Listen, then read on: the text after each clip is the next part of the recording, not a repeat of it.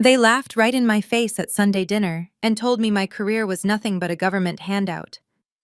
3 days later, my father's billionaire boss walked into the executive boardroom, saw me sitting at the head of the mahogany table, and immediately snapped a terrified salute. The forks practically dropped from their hands when they realized the exact same woman they had just tried to extort was the military director holding their company's $500 million contract. I am Simone, 35 years old, and an active duty colonel in the United States Air Force, serving as the Director of Defense Acquisitions. Despite managing multi-billion-dollar budgets and commanding respect in the Pentagon, I somehow still find myself navigating the toxic and exhausting dynamics of my own family. Last Sunday, I decided to attend our traditional family dinner, hoping for a rare afternoon of peace. Instead, right between the collard greens and the cornbread, my brother-in-law slid a massive financial trap directly onto my plate. Before I continue this story, let me know where you are watching from in the comments below. Hit the like button and subscribe if you have ever had to sit across a table from relatives who completely underestimated your intelligence and your worth.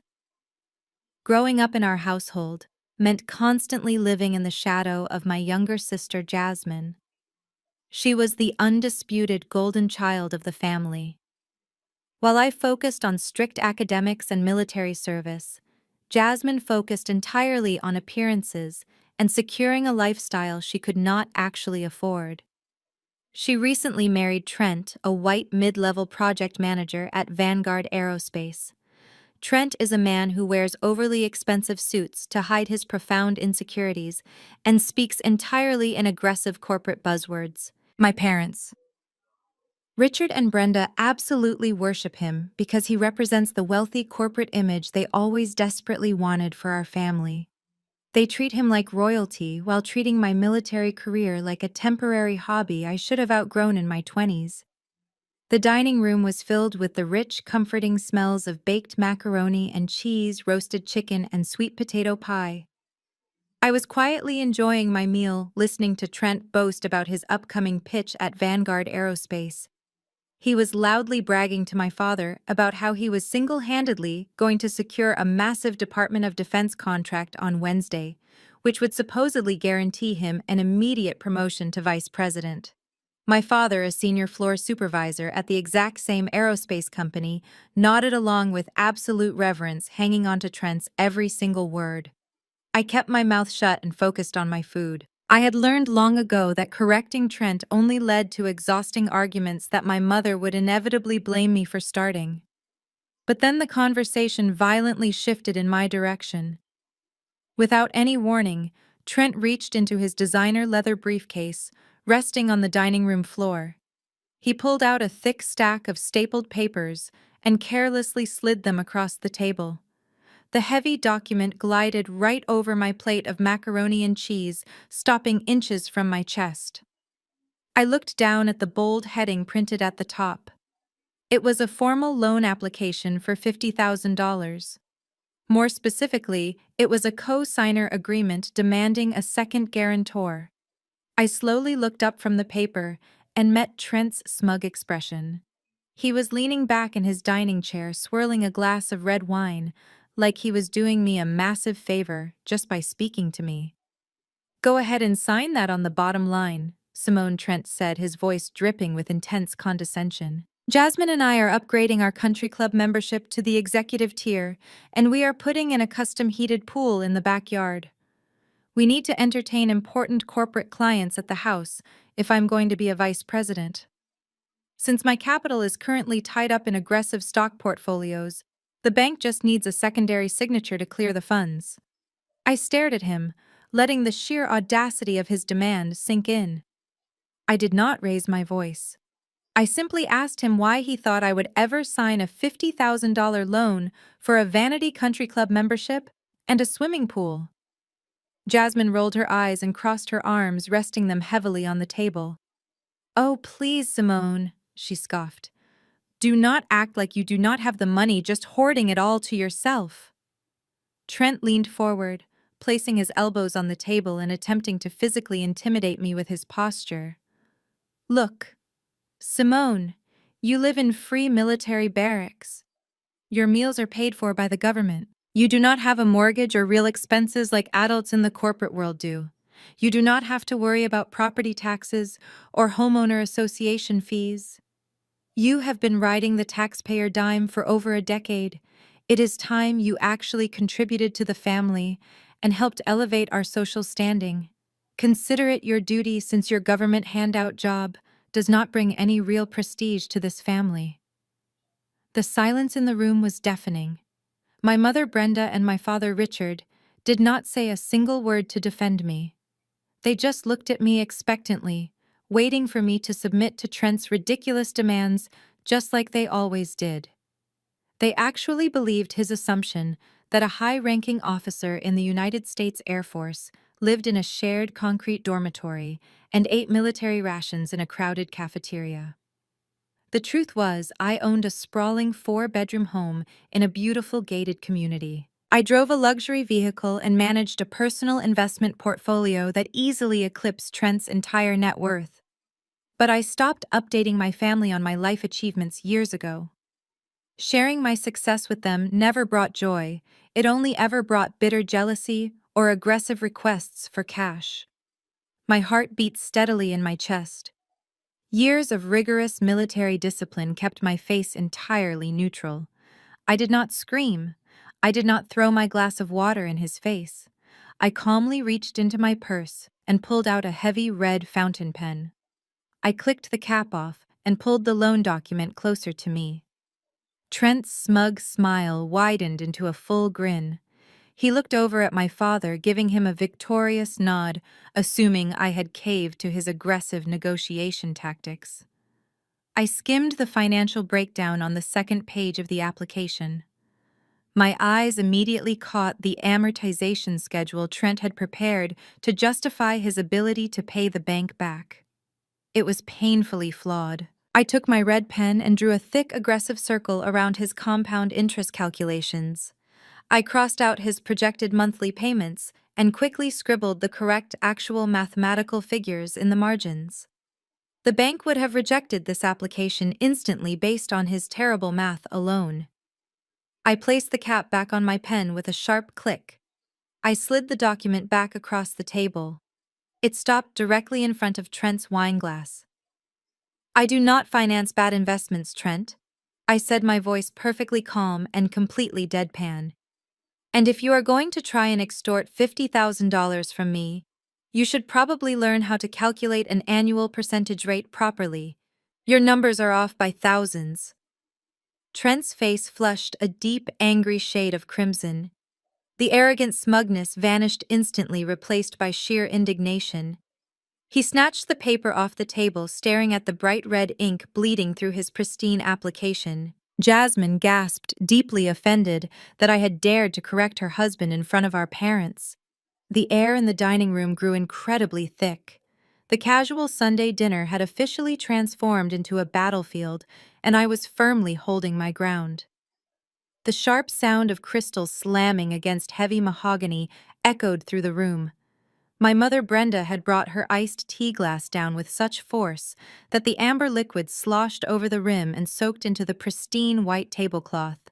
She was glaring at me with a look of pure, unfiltered disgust, the kind of look a mother should never give her own daughter. "How dare you speak to him that way?" She snapped, her voice trembling with that familiar, misplaced, righteous anger. "You have always been so incredibly selfish, Simone. You sit there with your smug little face thinking you are better than us just because you wear a uniform and give orders to grunts. Trent is family. He is the man of his household. He is trying to build a future for your sister, and you humiliate him over a few misplaced numbers." I kept my hands folded neatly in my lap. "A few misplaced numbers," I repeated calmly. "Mom, those misplaced numbers would legally bind me to a $50,000 debt with an interest rate that would bankrupt a small business. Trent is asking me to risk my financial security so he can swim in a heated pool and play golf with corporate executives. That is not family loyalty. That is financial abuse." "Do not you dare use those therapy words with me," Brenda shouted, pointing a manicured finger across the table. You know nothing about loyalty. You have never cared about anyone but yourself. You have always been jealous of Jasmine, and you have spent your entire life trying to sabotage her happiness." The accusation was so wildly absurd that I almost laughed, but the heavy knot of betrayal in my chest kept me grounded. Jealous of Jasmine, the golden child, who had never worked a single day of hard labor in her entire life. "You are doing it again, Simone," my mother continued, her voice rising in pitch. "Just like you did when you were 18. Do you remember that? Do you remember when Jasmine got accepted into that prestigious private design school in New York? We asked you to do one simple thing for your family. We asked you to transfer your college savings to her account because her tuition was higher than yours. You were just going to a state school anyway. But no, you refused. You let your own sister struggle while you hoarded your money. You forced her to drop out after 2 semesters because she could not afford the materials." I stared at my mother, letting the sheer revisionist history wash over me. The college savings she was referring to was not a gift from our parents. It was a fund I had built myself by working double shifts at a diner every weekend since I was 15 years old, while simultaneously maintaining a perfect 4.0 grade point average. Jasmine had wanted to study fashion design in Manhattan. She wanted a luxury apartment and an allowance. When my parents realized they could not afford to fund Jasmine's lavish lifestyle, they demanded I hand over every single dollar I had earned scrubbing grease off diner floors. When I said no and enlisted in the military to guarantee my own education, they painted me as the villain. They had carried that delusional grudge for nearly 2 decades. "I did not force Jasmine to do anything, Mom," I replied, my voice steady and measured. "I paid for my own education, and Jasmine was entirely capable of doing the same." Right on cue, Jasmine deployed her greatest weapon. She let out a soft, pathetic whimper and buried her face in her hands. Her shoulders shook as she forced out a series of theatrical sobs. "Oh, Mom, please stop!" Jasmine cried, peering through her fingers to make sure everyone was watching her performance. "It is fine. I am used to Simone treating me like garbage. I just wanted us to be close. I just wanted my big sister to support me for once in her life, but she always ruins everything. She hates me, Mom. She has always hated me." Trent immediately wrapped his arm around Jasmine's shoulders, pulling her close and pressing a kiss to her temple. "Shh, baby. It is okay," he whispered loudly enough for the entire room to hear. "We do not need her money. We do not need her toxic energy in our lives. I will take care of you. I always do." The performance was nauseating.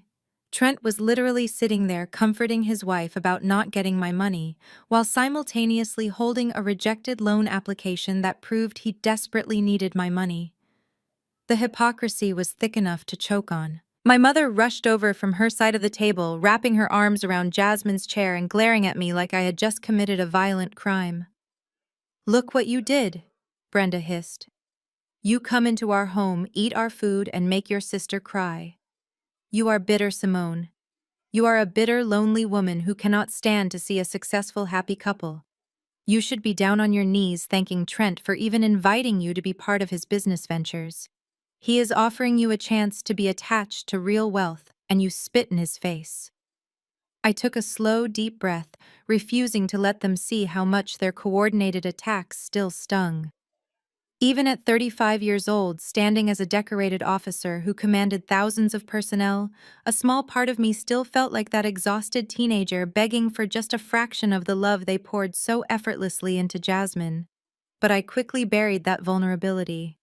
The woman sitting at this table was not a victim anymore. She was a colonel. And colonels do not bleed for people who hold the knife.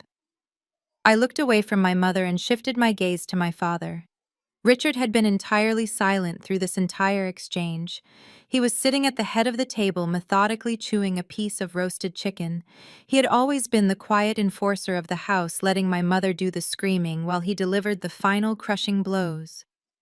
I waited for him to speak, hoping against all logic that just this once he might actually look at the facts. He might actually see that his son-in-law was trying to scam his eldest daughter. Instead, my father swallowed his food, wiped his mouth with a cloth napkin, and picked up his fork. The metal tines were slick with grease from the chicken. He raised his hand and pointed that greasy fork directly at the center of my chest. His eyes were cold and completely devoid of any paternal warmth. "You need to check your attitude, young lady," my father said, his voice a low, gravelly rumble that demanded absolute obedience. "Your mother is right. You walk in here with your military boots acting like you run the world. You do not run anything. You take orders from politicians and you live on government welfare disguised as a salary."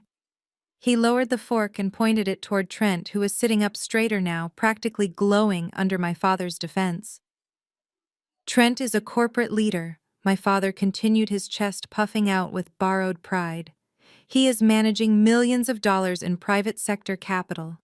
He is about to secure a contract that will put him in the executive suite of Vanguard Aerospace. You know who I am, Simone? I am a senior supervisor on that manufacturing floor. I know how the real world operates. I know who holds the real power, and it is men like Trent."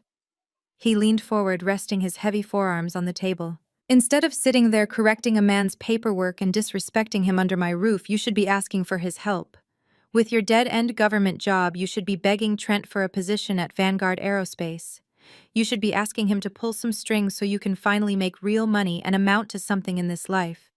The sheer irony of his statement hung in the air, wrapping around me like a thick iron chain. My father was looking at a man who was begging me for $50,000 and telling me I should be begging that exact same man for a job. The delusion was absolute. They had built a massive, glittering pedestal for Trent, and nothing, not even basic arithmetic, was going to knock him off it. I looked at my father. I looked at my mother coddling my sister. And finally, I looked at Trent, who was wearing a triumphant, sickening smirk. They had no idea who I was. They had no idea what I did. And more importantly, they had absolutely no idea who was going to be sitting on the other side of that boardroom table on Wednesday morning. My father leaned back in his chair, letting out a harsh, barking laugh that seemed to echo off the dining room walls. "You look at us like you are some kind of high-powered executive, Simone," he sneered, shaking his head in disbelief. "Let us be brutally honest here. You wear a uniform, but you are basically just a glorified DMV worker in camo.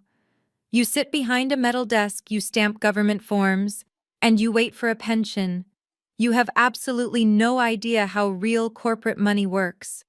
You have never had to survive in the private sector, where actual stakes are on the line."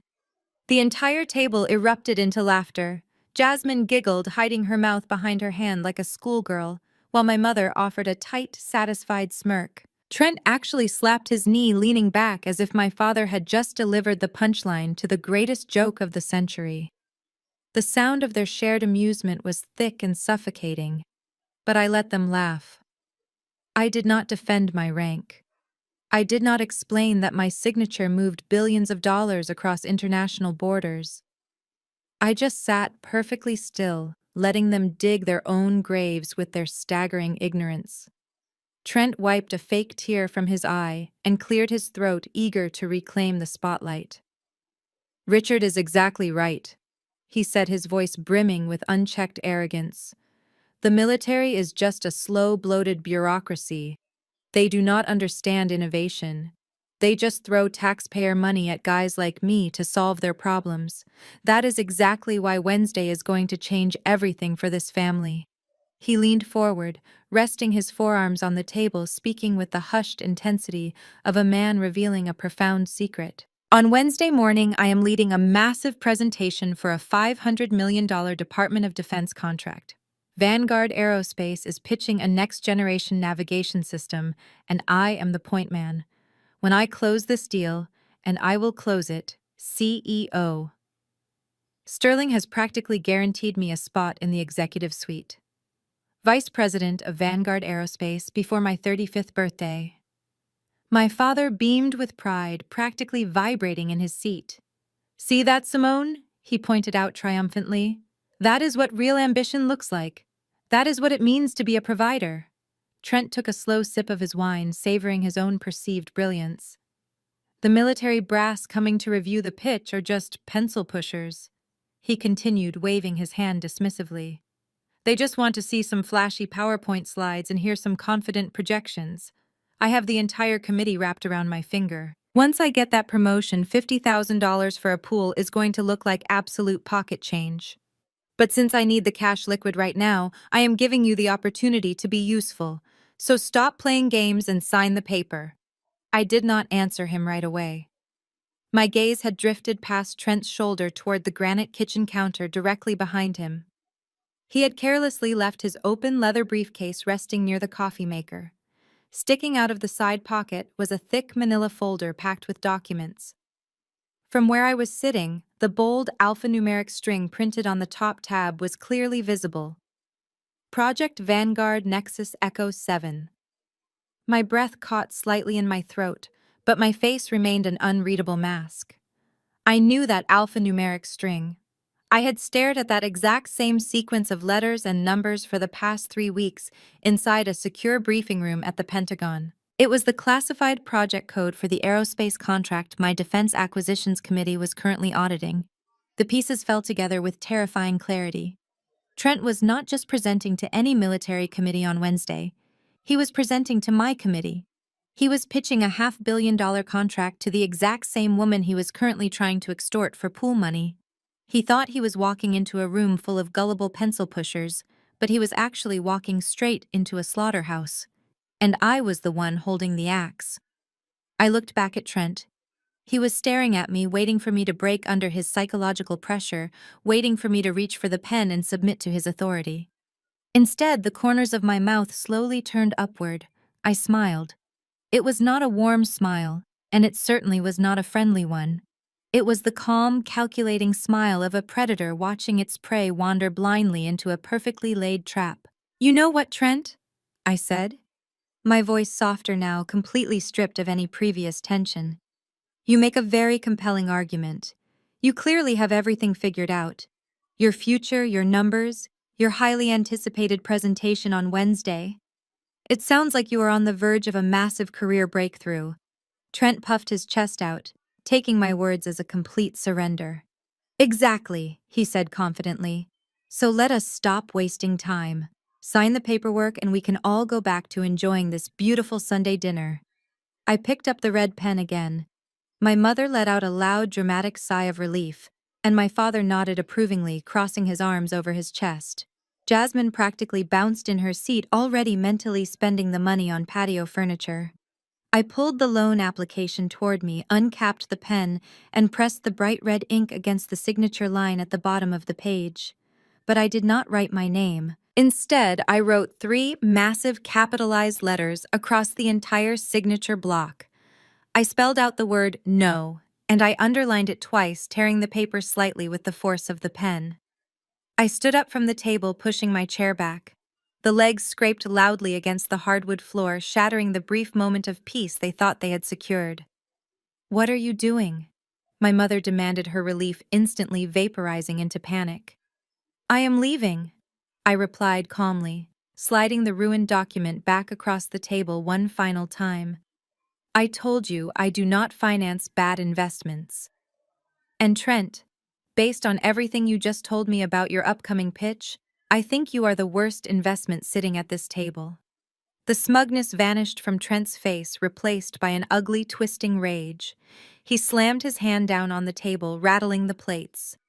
"You are making a massive mistake, Simone," he barked, his voice losing all its polished corporate charm. "No, I am not," I replied smoothly, grabbing my coat from the back of the chair.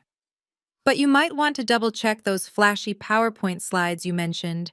I hear the military brass can be surprisingly strict about sloppy math." The moment those words left my mouth, Jasmine erupted.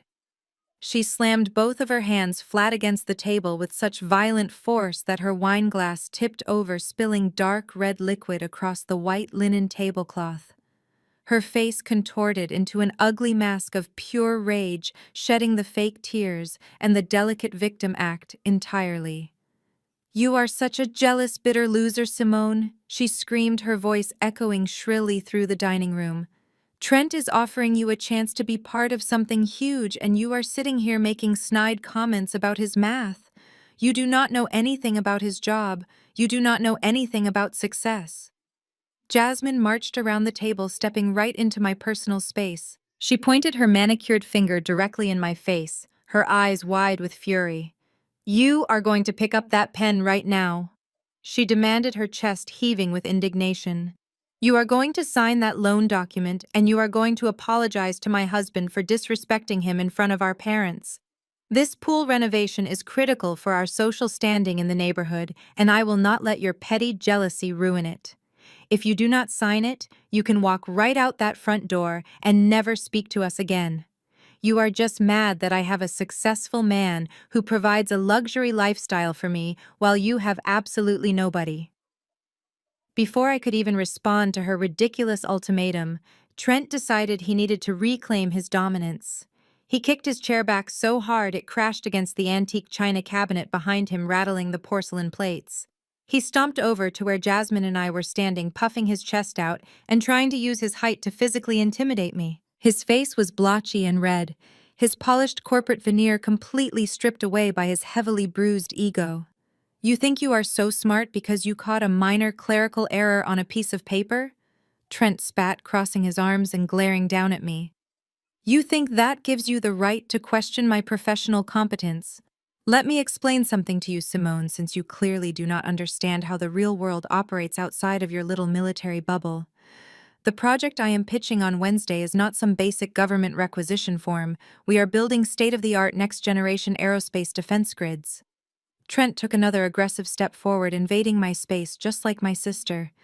I stood perfectly still, refusing to give him the satisfaction of seeing me retreat. "We are dealing with quantum navigation algorithms, complex satellite telemetry, and highly encrypted military frequencies," Trent boasted, his voice dripping with intense condescension. "This is highly classified advanced engineering. It is the kind of complex aerospace technology that your little public servant brain could not even begin to comprehend. You stamp papers for a living and wait for a taxpayer-funded pension. I am building the future of national security." I listened to his arrogant rant with absolute fascination. It was incredible to watch a man speak with such supreme confidence about a subject he barely understood. Trent was a mid-level project manager, not an aerospace engineer. He organized meetings, tracked budgets, and sent endless chain emails. Yet here he was, loudly lecturing a decorated Air Force colonel about the intricacies of military satellite telemetry.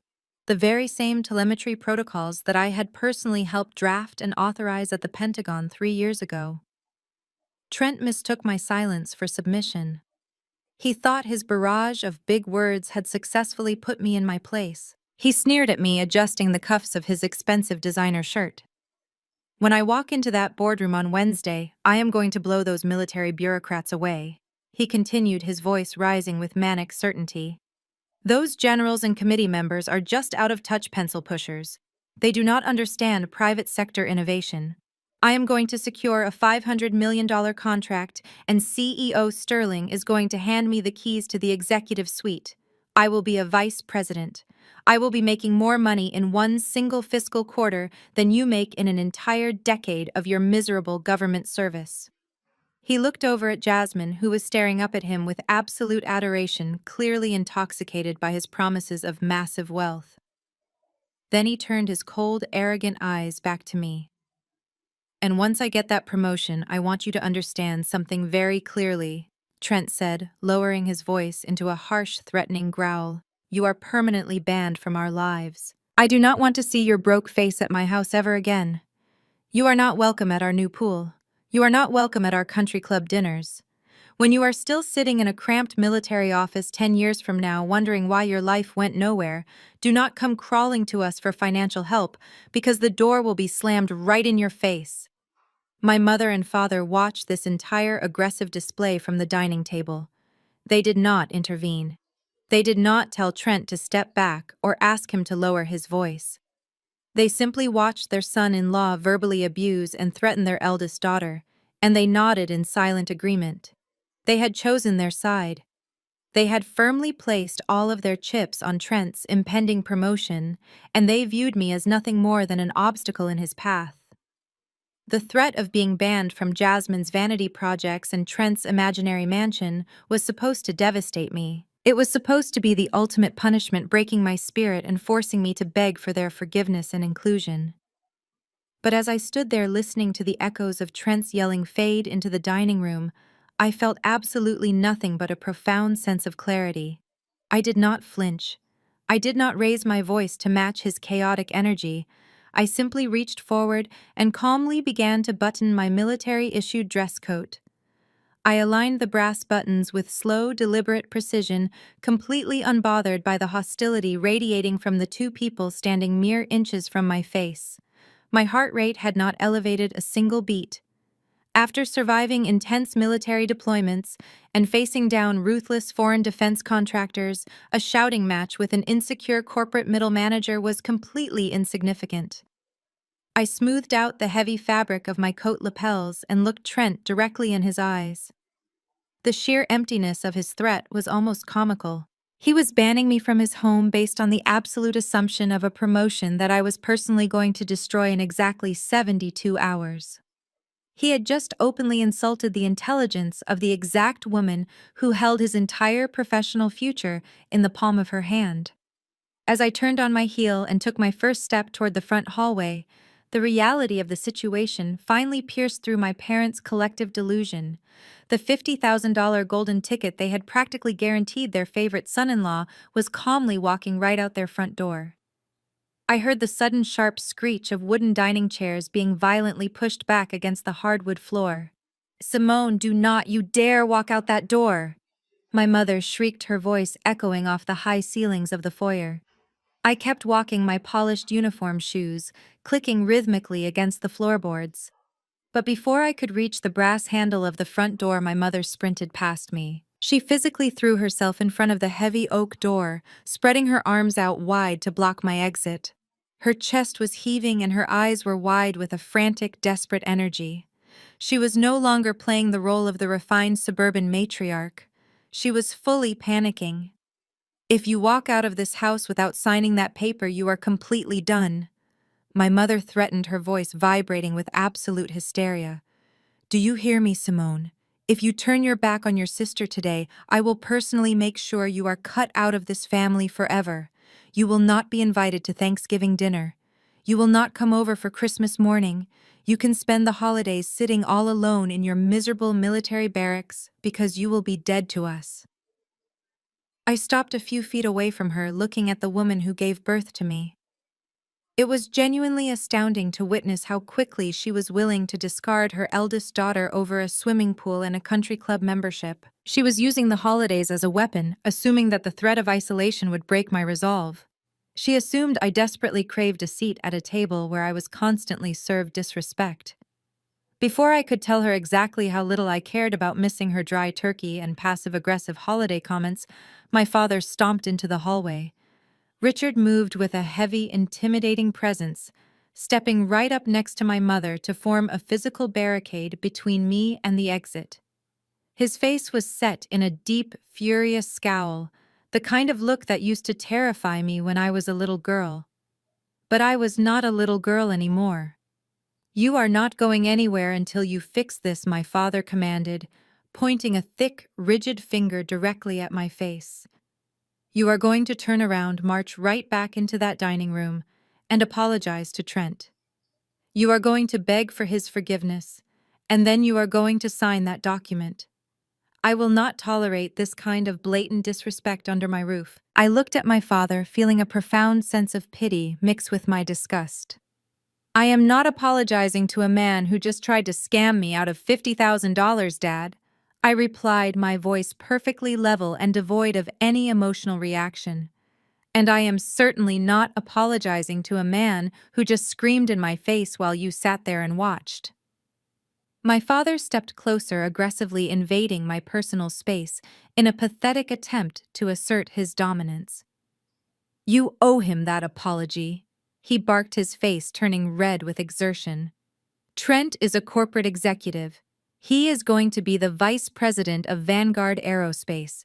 He is actively trying to elevate the status of this entire family, and you are letting your bitter jealousy ruin everything. This is about family loyalty, Simone, something you clearly know absolutely nothing about." Family loyalty, my mother chimed in, nodding vigorously as she kept her back pressed against the front door. We raised you to support your own blood. We sacrificed everything for you, and this is how you repay us. By trying to destroy your sister's happiness just because no successful man has ever wanted you. You are a spiteful, ungrateful daughter. They were cornering me, teaming up to deliver the ultimate emotional blackmail. It was a classic tactic they had used for decades whenever they needed to force me into compliance.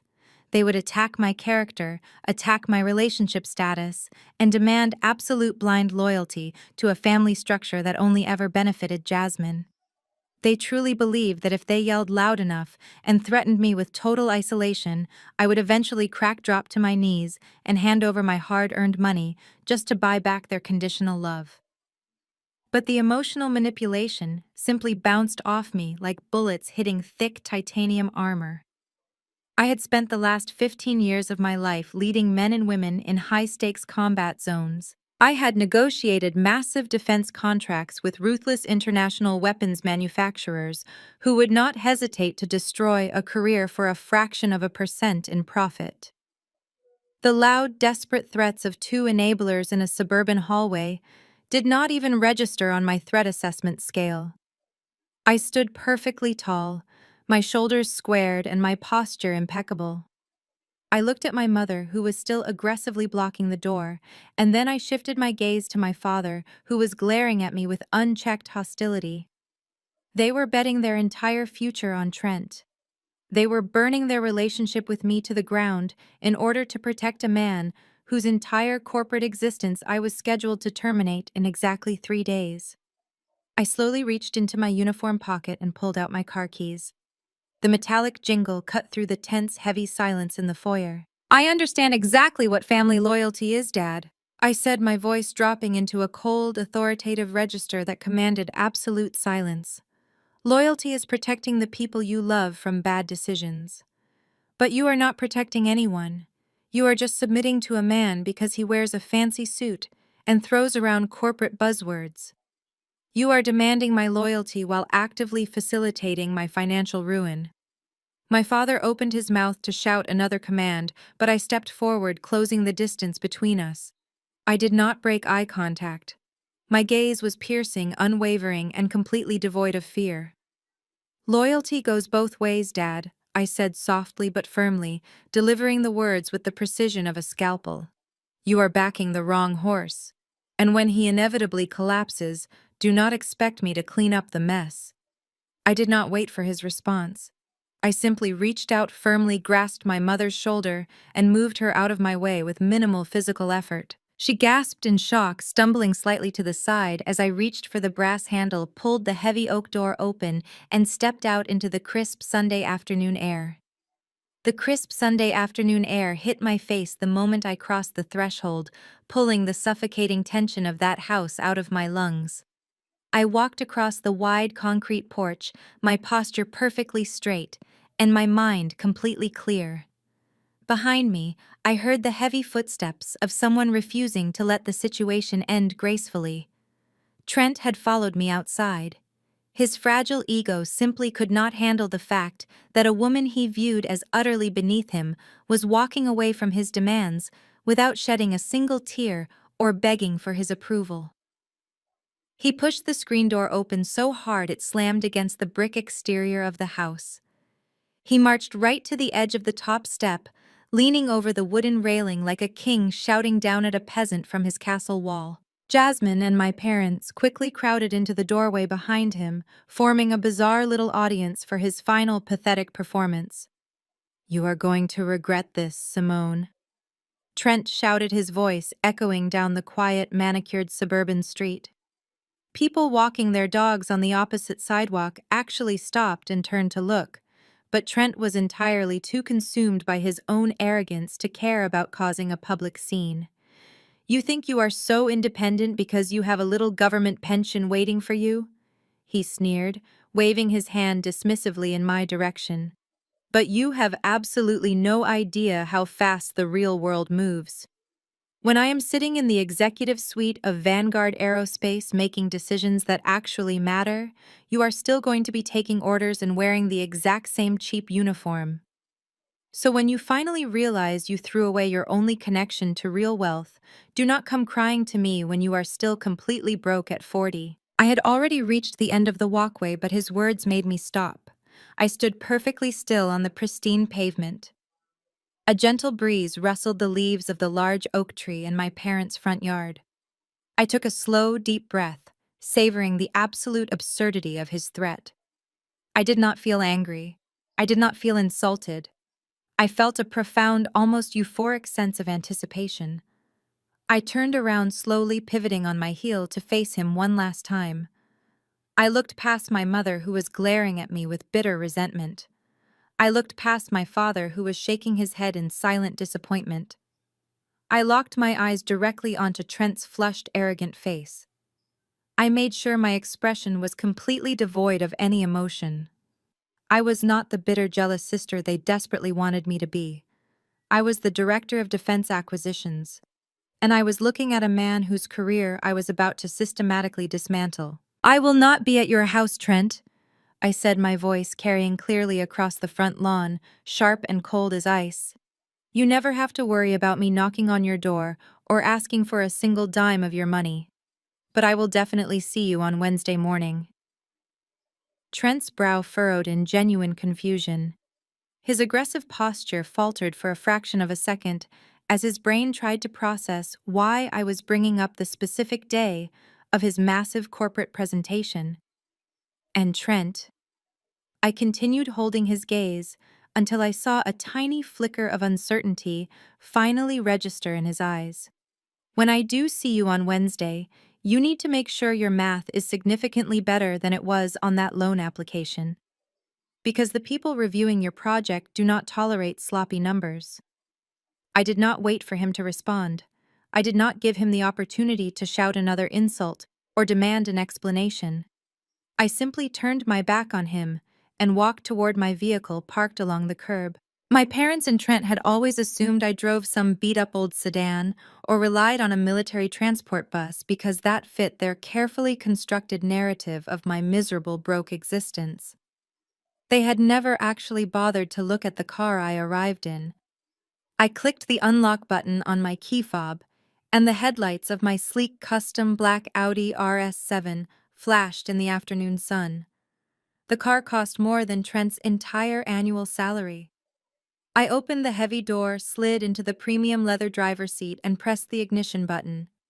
The twin-turbo engine roared to life with a deep, powerful growl that completely drowned out whatever panicked question Trent was currently asking my father on the porch. I shifted the car into drive and glanced at the rearview mirror. The visual was absolutely priceless. The aggressive, confident stance Trent had displayed just moments ago was entirely gone. He was standing on the edge of the porch, staring at the back of my luxury vehicle with his mouth slightly open. Jasmine was frantically pulling at his arm, pointing at my car, and clearly demanding to know how her supposedly destitute sister was driving a $150,000 machine.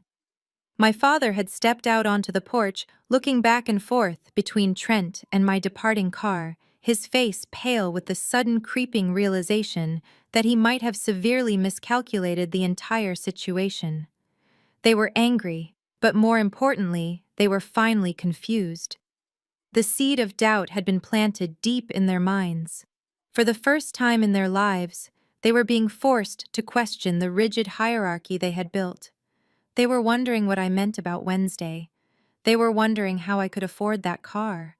They were wondering if the quiet military sister they had spent years mocking was actually hiding a level of power they could not even begin to comprehend. I pulled away from the curb, merging seamlessly into the neighborhood traffic.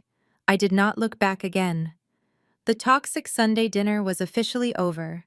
I turned on the radio, letting the smooth rhythm of a jazz station fill the quiet cabin of my car.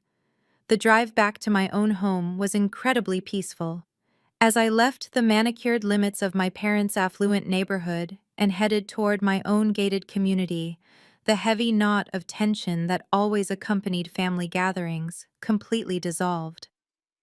I pulled into my spacious driveway and parked next to my meticulously landscaped front yard. My home was quiet, stable, and entirely mine. There were no golden children here.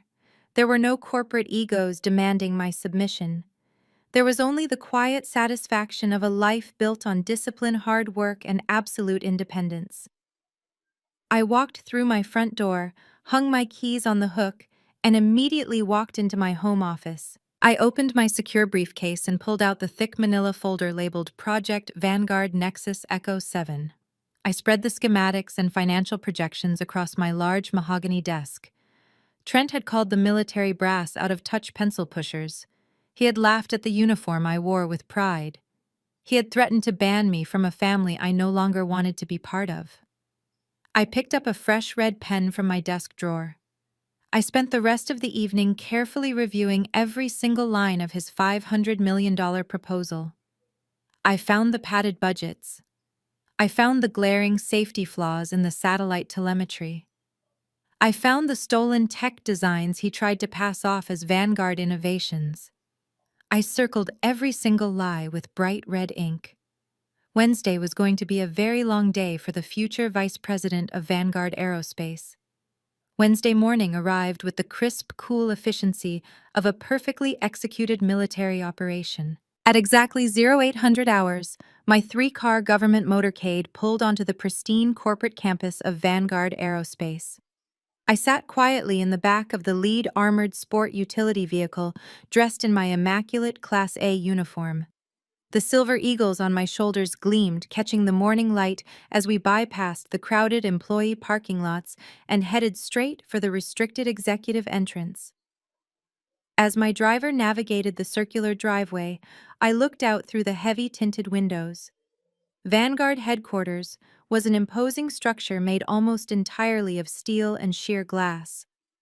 Because of the transparent architecture, I had a perfect unobstructed view of the massive main lobby from the comfort of my back seat.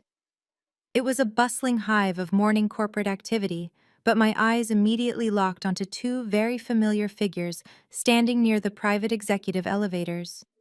Trent was holding court right in the center of the atrium. He was wearing a ridiculously flashy tailored three-piece suit that looked like it belonged in a fashion magazine rather than a serious defense contractor meeting. Even through the thick glass, I could tell he was speaking at an obnoxious volume. He was surrounded by a small group of young receptionists and junior project analysts who were nodding along politely to whatever arrogant speech he was delivering. Trent was aggressively waving a cup of artisan coffee in one hand and gesturing wildly with the other, treating his upcoming presentation like it was merely a victory lap. He was clearly bragging about his impending promotion to vice president. He carried himself with the bloated, unearned confidence of a man who believed the entire Department of Defense review was just a minor bureaucratic hurdle, a simple formality he could easily charm his way through. He laughed loudly, tossing his head back, completely oblivious to the reality that his $500 million proposal currently sat inside my locked briefcase, thoroughly covered in my red ink. Just a few feet away from Trent, my father Richard was putting on his own embarrassing display. He was dressed in his standard blue floor supervisor uniform, standing in a circle with three of his fellow manufacturing managers. My father had a massive, proud smile plastered across his face. He kept pointing his thumb over at Trent, hyping up his son-in-law to his buddies. He was soaking up the borrowed prestige, acting as if Trent's imaginary success was his own personal achievement. I watched my father pat one of his coworkers on the back, likely boasting about how his brilliant son-in-law was about to secure the financial future of the entire aerospace company. I sat in the quiet sanctuary of the armored vehicle, watching them revel in their absolute ignorance. Trent truly believed that throwing around corporate buzzwords made him invincible. He had built his entire identity around the illusion of corporate supremacy. My father had bought into that illusion, completely willing to sacrifice his own flesh and blood just to stay close to the artificial warmth of Trent's perceived wealth.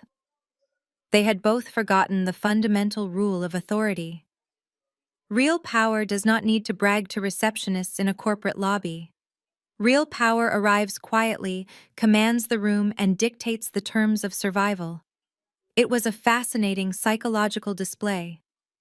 Just 3 days prior, these exact same men had sat at a dining room table and called me a glorified government worker. They had laughed in my face, demanded I empty my savings to fund their luxury pool, and told me I would be completely broke at 40 because I could not possibly understand the complex realities of private sector money. Now here they were standing in the lobby of their corporate temple, worshipping an executive hierarchy that they fundamentally did not understand. While Trent and my father were busy inflating their egos inside the lobby, the actual reality of the situation was unfolding outside on the front pavement. Mr. Sterling, the billionaire chief executive officer of Vanguard Aerospace, was not inside celebrating. He was standing on the curb directly in front of my motorcade, sweating profusely despite the cool morning air. He was flanked by his senior legal counsel and his chief financial officer, all of them looking incredibly nervous. They understood the gravity of this audit. They knew that the military committee arriving this morning held the power to either save their quarterly earnings or bankrupt their entire division. My vehicle smoothly came to a halt right in front of the red carpet that Mr. Sterling had ordered rolled out for us. The sudden arrival of the black government vehicles immediately caught the attention of the building security team. I watched the head security guard tap his earpiece, his eyes widening as he recognized the federal license plates and the official military seals on the doors of our transport. Panic rippled through the security desk. Inside the lobby, Trent was still laughing, totally oblivious to the heavy machinery of consequence pulling up right outside his glass walls. I took a slow, deep breath, feeling the absolute calm that always settled over me right before a major engagement. I picked up my leather briefcase, straightened my lapels, and gave my driver a short nod. The driver stepped out and quickly opened my door. As my polished black shoes hit the pavement, Mr. Sterling immediately rushed forward, his face pale with corporate anxiety.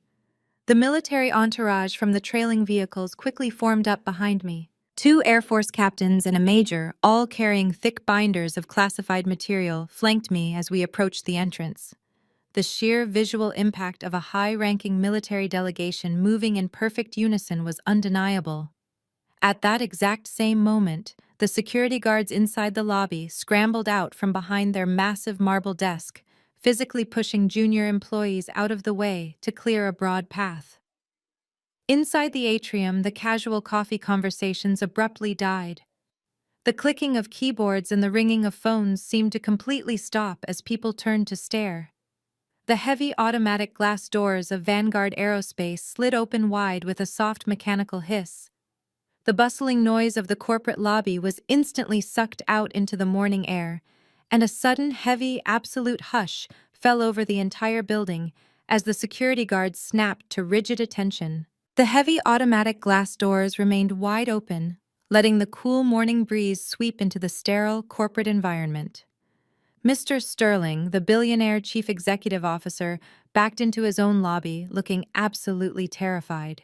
He was practically sprinting backward across the highly polished marble floor, swiping a silk handkerchief across his sweating forehead. For a man who regularly intimidated Wall Street bankers and completely dominated corporate negotiations, Sterling looked like a nervous intern desperately trying to appease a group of very dangerous investors. He bowed his head slightly, gesturing frantically toward the private executive elevators, completely out of his element. Trent stood a few yards away, his eyes lighting up with opportunistic greed. He saw his CEO sweating profusely, and immediately recognized that the Pentagon Review Board had finally arrived. This was his moment. This was the exact scenario he had been boasting about all morning to anyone who would listen. He quickly shoved his artisan coffee into the hands of a junior receptionist without even looking at her. He shot his cuffs, straightened his expensive silk tie, and flashed his perfectly practiced corporate smile. He turned to his small audience of junior analysts and quietly told them to pay very close attention because they were about to witness exactly how a future vice president controls a room full of military brass. From the center of the sliding glass doors, the military entourage finally made their entrance. The sharp, rhythmic sound of their polished leather shoes striking the marble floor echoed through the silent atrium, commanding immediate respect. First came the two Air Force captains carrying the heavy locked briefcases containing the project files. Then came the major, walking with rigid military discipline, scanning the lobby for any potential security risks. And finally, stepping right into the center of the Vanguard Aerospace headquarters, surrounded by her subordinates, was me. I walked through the doors with my head held high. My Class A uniform was immaculately pressed, the dark navy blue fabric standing out like a beacon against the sea of light gray corporate suits in the lobby. The heavy rows of colorful ribbons on my chest silently displayed my years of combat deployments, international logistics operations, and strategic command. And resting perfectly on both of my shoulders, catching the bright fluorescent lights of the atrium, were the solid silver eagles, the undeniable universal insignia of a full-bird colonel in the United States Air Force.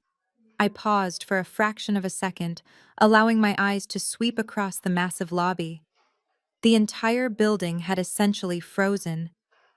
Hundreds of employees were standing dead still, holding their breath as they watched the highest-ranking military official they had ever seen enter their domain.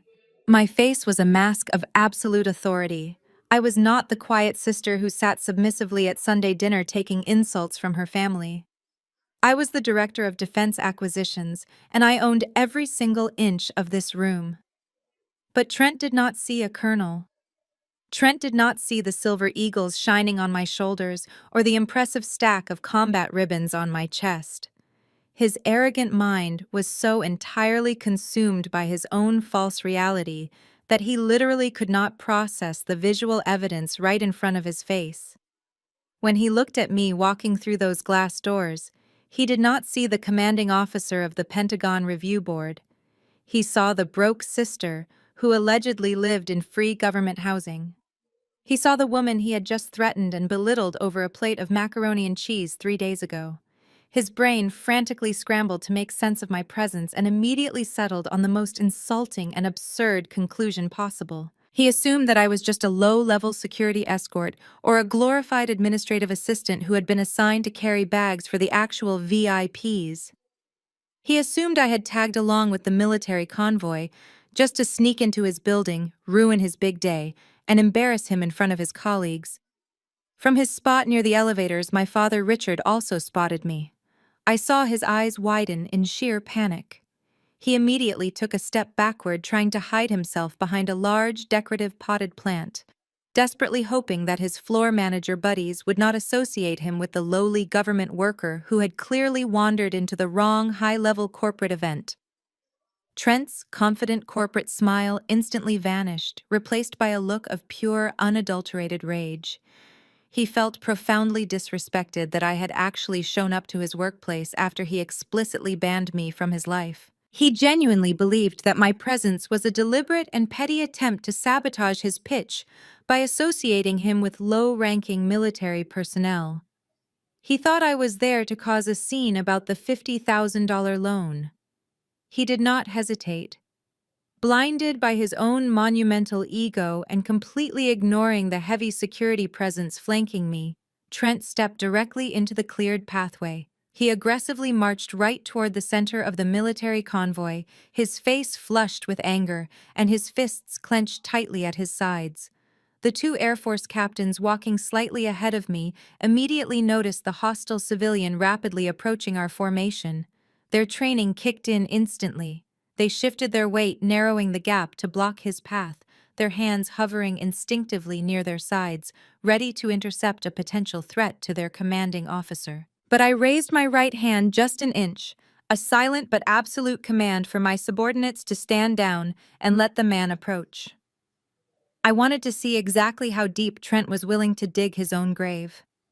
I watched him march right up to me, absolutely furious, entirely unaware that he was stepping right into the jaws of a trap he could never escape. Trent marched straight through the silent lobby, his leather shoes smacking aggressively against the marble. He completely ignored the heavy tension in the air and the obvious military formation surrounding me.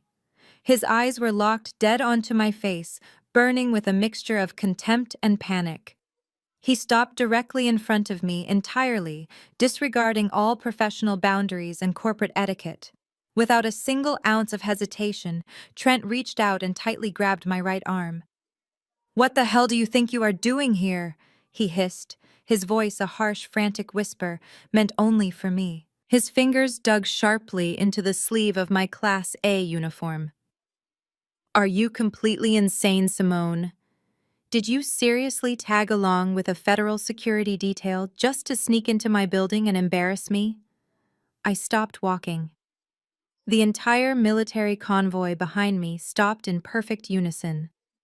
The sudden halt of our formation sent a shockwave of alarm through the vanguard security guards stationed nearby, but they remained frozen, unsure of how to handle an altercation involving a high-ranking federal officer. Trent leaned in closer, his face just inches from mine, his breath smelling strongly of bitter artisan coffee and sheer panic. "Get out of here right now," Trent demanded, giving my arm a rough shake. "Mr. Sterling is right behind you, and if he sees you causing a scene in his lobby, my promotion is completely ruined. I told you on Sunday that you are banned from my life. I am calling building security to have you escorted off the premises before you humiliate this entire family." Over Trent's shoulder, I could see my father Richard reacting to the scene. He had been hyping up his son-in-law all morning, but the moment he saw Trent physically grab a member of the military detail, his artificial courage completely evaporated. Richard took 3 rapid steps backward, his face draining of all color until he looked practically translucent. He awkwardly shuffled sideways and actually ducked behind a massive decorative potted plant, desperately trying to conceal himself from the unfolding disaster. The man who had pointed a greasy fork at me and demanded my absolute obedience was now cowering behind a synthetic ficus tree, terrified that his floor manager buddies would realize he was related to the woman causing the disturbance. I did not look at my father for more than a second. I brought my attention back to Trent. I did not pull my arm away. I did not flinch or react to his physical aggression. I simply lowered my gaze and stared directly at his hand. I stared at his manicured fingers gripping the dark navy blue fabric of my uniform, right below the silver eagles resting on my shoulder. The silence in the atrium was absolute. The junior analysts and receptionists who had been listening to Trent brag just moments ago were now watching him with wide, horrified eyes. My 2 Air Force captains were standing so rigidly tense that I could hear the faint creak of their leather gear. They were waiting for a single nod from me to physically subdue the civilian who had just assaulted their commanding officer. But I wanted Trent to fully experience this moment.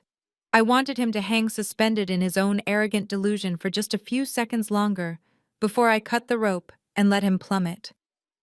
"Let go of my uniform, Trent," I said, my voice dangerously low and echoing with absolute chilling authority. "You are making a catastrophic mistake." Trent scoffed, completely missing the deadly serious warning in my tone. "Do not use that fake commanding voice with me, Simone," he spat, tightening his grip. "You do not give orders here. You are just a broke government worker who stamps papers. Now turn around and walk out those doors before I have you thrown out." Before I could even open my mouth to respond, a blur of dark gray suit fabric rushed past my left shoulder. CEO Sterling had finally caught up to the procession. He had watched the entire interaction from the entrance, and his face was contorted into a mask of pure, unadulterated terror. Sterling understood exactly who I was, and he understood exactly what it meant when a mid-level project manager physically assaulted the director of defense acquisitions in the middle of a corporate lobby. It meant the immediate death of a $500 million contract. Sterling did not yell. He did not ask for an explanation. He threw his entire body weight forward and violently shoved Trent away from me. The impact was brutal and entirely unexpected. Sterling hit Trent square in the chest with both hands, sending the younger man stumbling backward across the highly polished marble floor. Trent's expensive leather shoes lost their traction, and he flailed wildly, his arms pinwheeling in the air before he crashed hard into a sleek, modern waiting couch. He collapsed onto the cushions, gasping for air, his eyes wide with absolute shock as he stared up at the billionaire owner of the company. Sterling did not even look at Trent to see if he was injured. He immediately spun around to face me, his chest heaving, his silk tie askew, and his face dripping with cold, nervous sweat. The powerful, ruthless CEO of Vanguard Aerospace rigidly straightened his posture and snapped a crisp, desperate salute. "Good morning, Colonel Sterling," practically shouted his voice, echoing loudly off the high glass walls of the atrium. "Welcome to Vanguard headquarters. I am so incredibly deeply sorry for that unacceptable interruption. The executive boardroom is completely prepared and ready for your inspection whenever you wish to proceed." The words hung in the air, heavy and absolute. Colonel. Inspection. I watched the realization hit Trent like a physical blow to the head. He was still slumped against the waiting couch, rubbing his chest where Sterling had shoved him, but his hands suddenly stopped moving. His arrogant, flushed face went completely gray.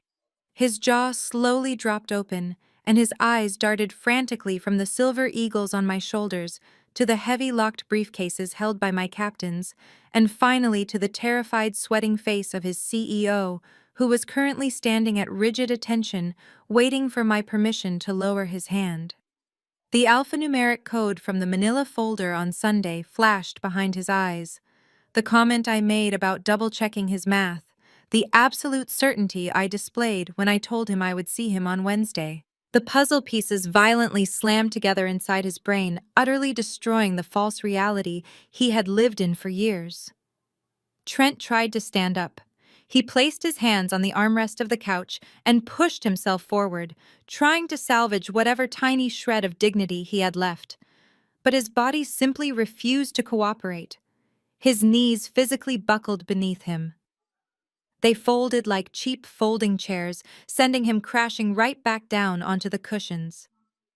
He sat there completely paralyzed, a broken, empty shell of a man staring up at the broke sister who held his entire corporate existence firmly in her hands. I looked at CEO Sterling and offered a slow, deliberate nod, acknowledging his salute. "Thank you, Mr. Sterling," I said, my voice carrying clearly across the dead silent lobby. "Please lead the way. We have a $500 million proposal to audit, and I am very eager to see if your project managers are as competent as they claim to be." I stepped forward, stepping right past Trent without giving him a second glance. The military convoy fell into step flawlessly behind me, leaving the completely shattered future vice president hyperventilating on a lobby couch, while my father remained curled into a ball of sheer terror behind a synthetic plant. The game was over, and the slaughter in the boardroom was about to begin. Mr. Sterling practically tripped over his own expensive leather shoes, rushing ahead to guide us toward the private executive elevators. The ride up to the top floor of the Vanguard Aerospace headquarters was suffocatingly silent.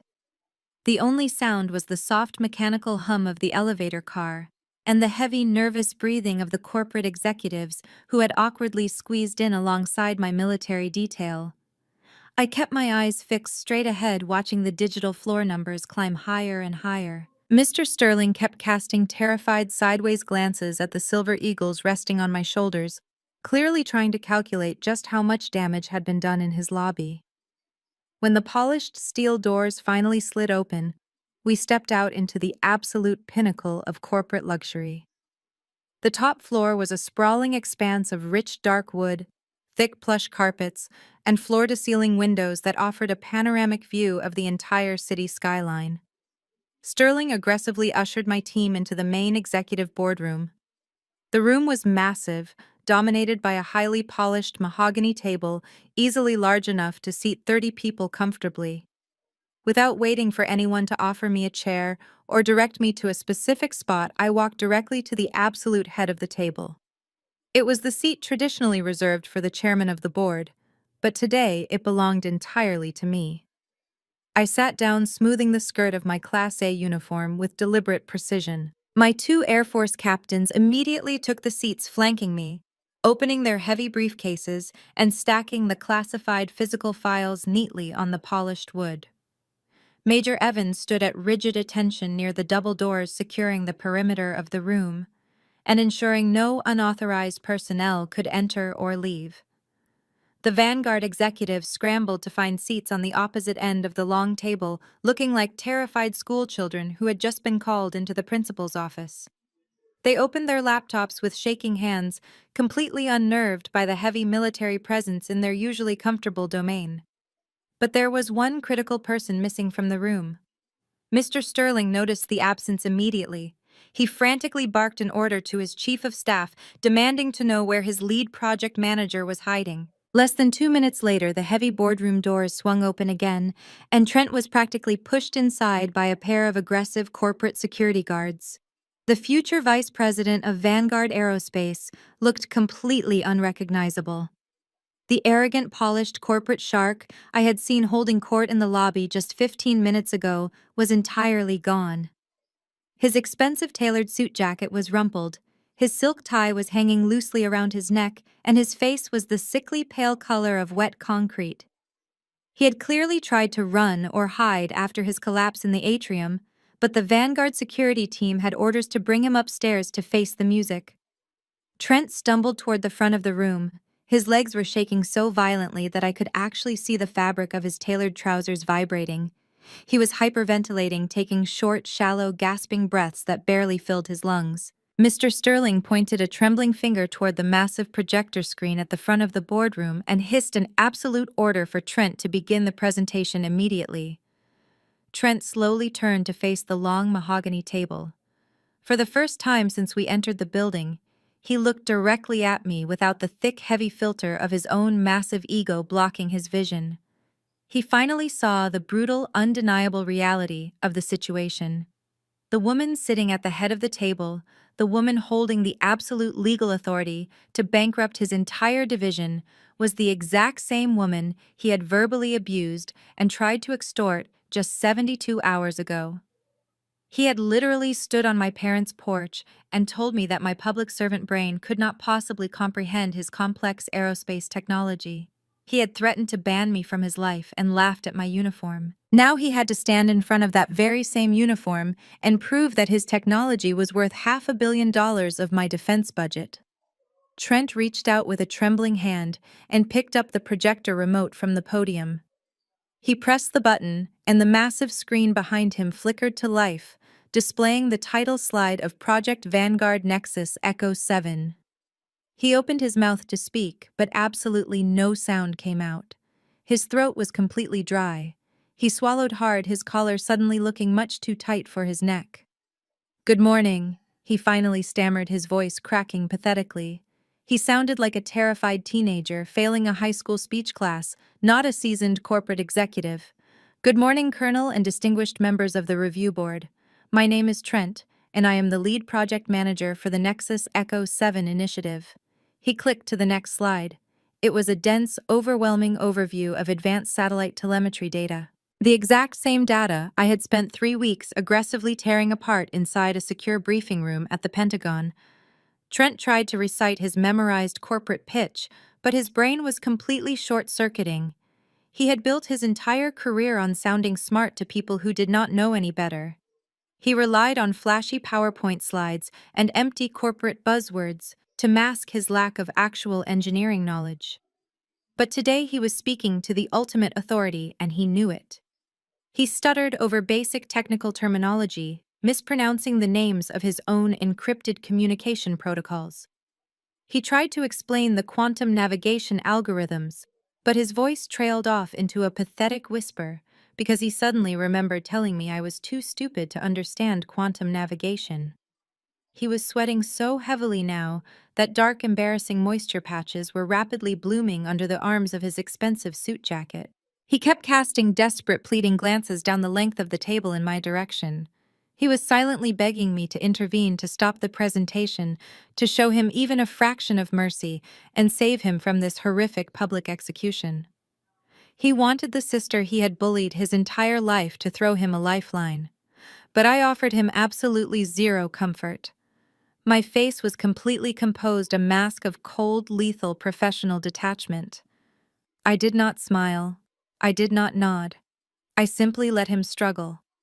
I let him stand there and completely unravel in front of his billionaire boss and the entire executive board of his company. After 3 excruciating minutes of watching him fumble blindly through the introductory slides, Trent paused.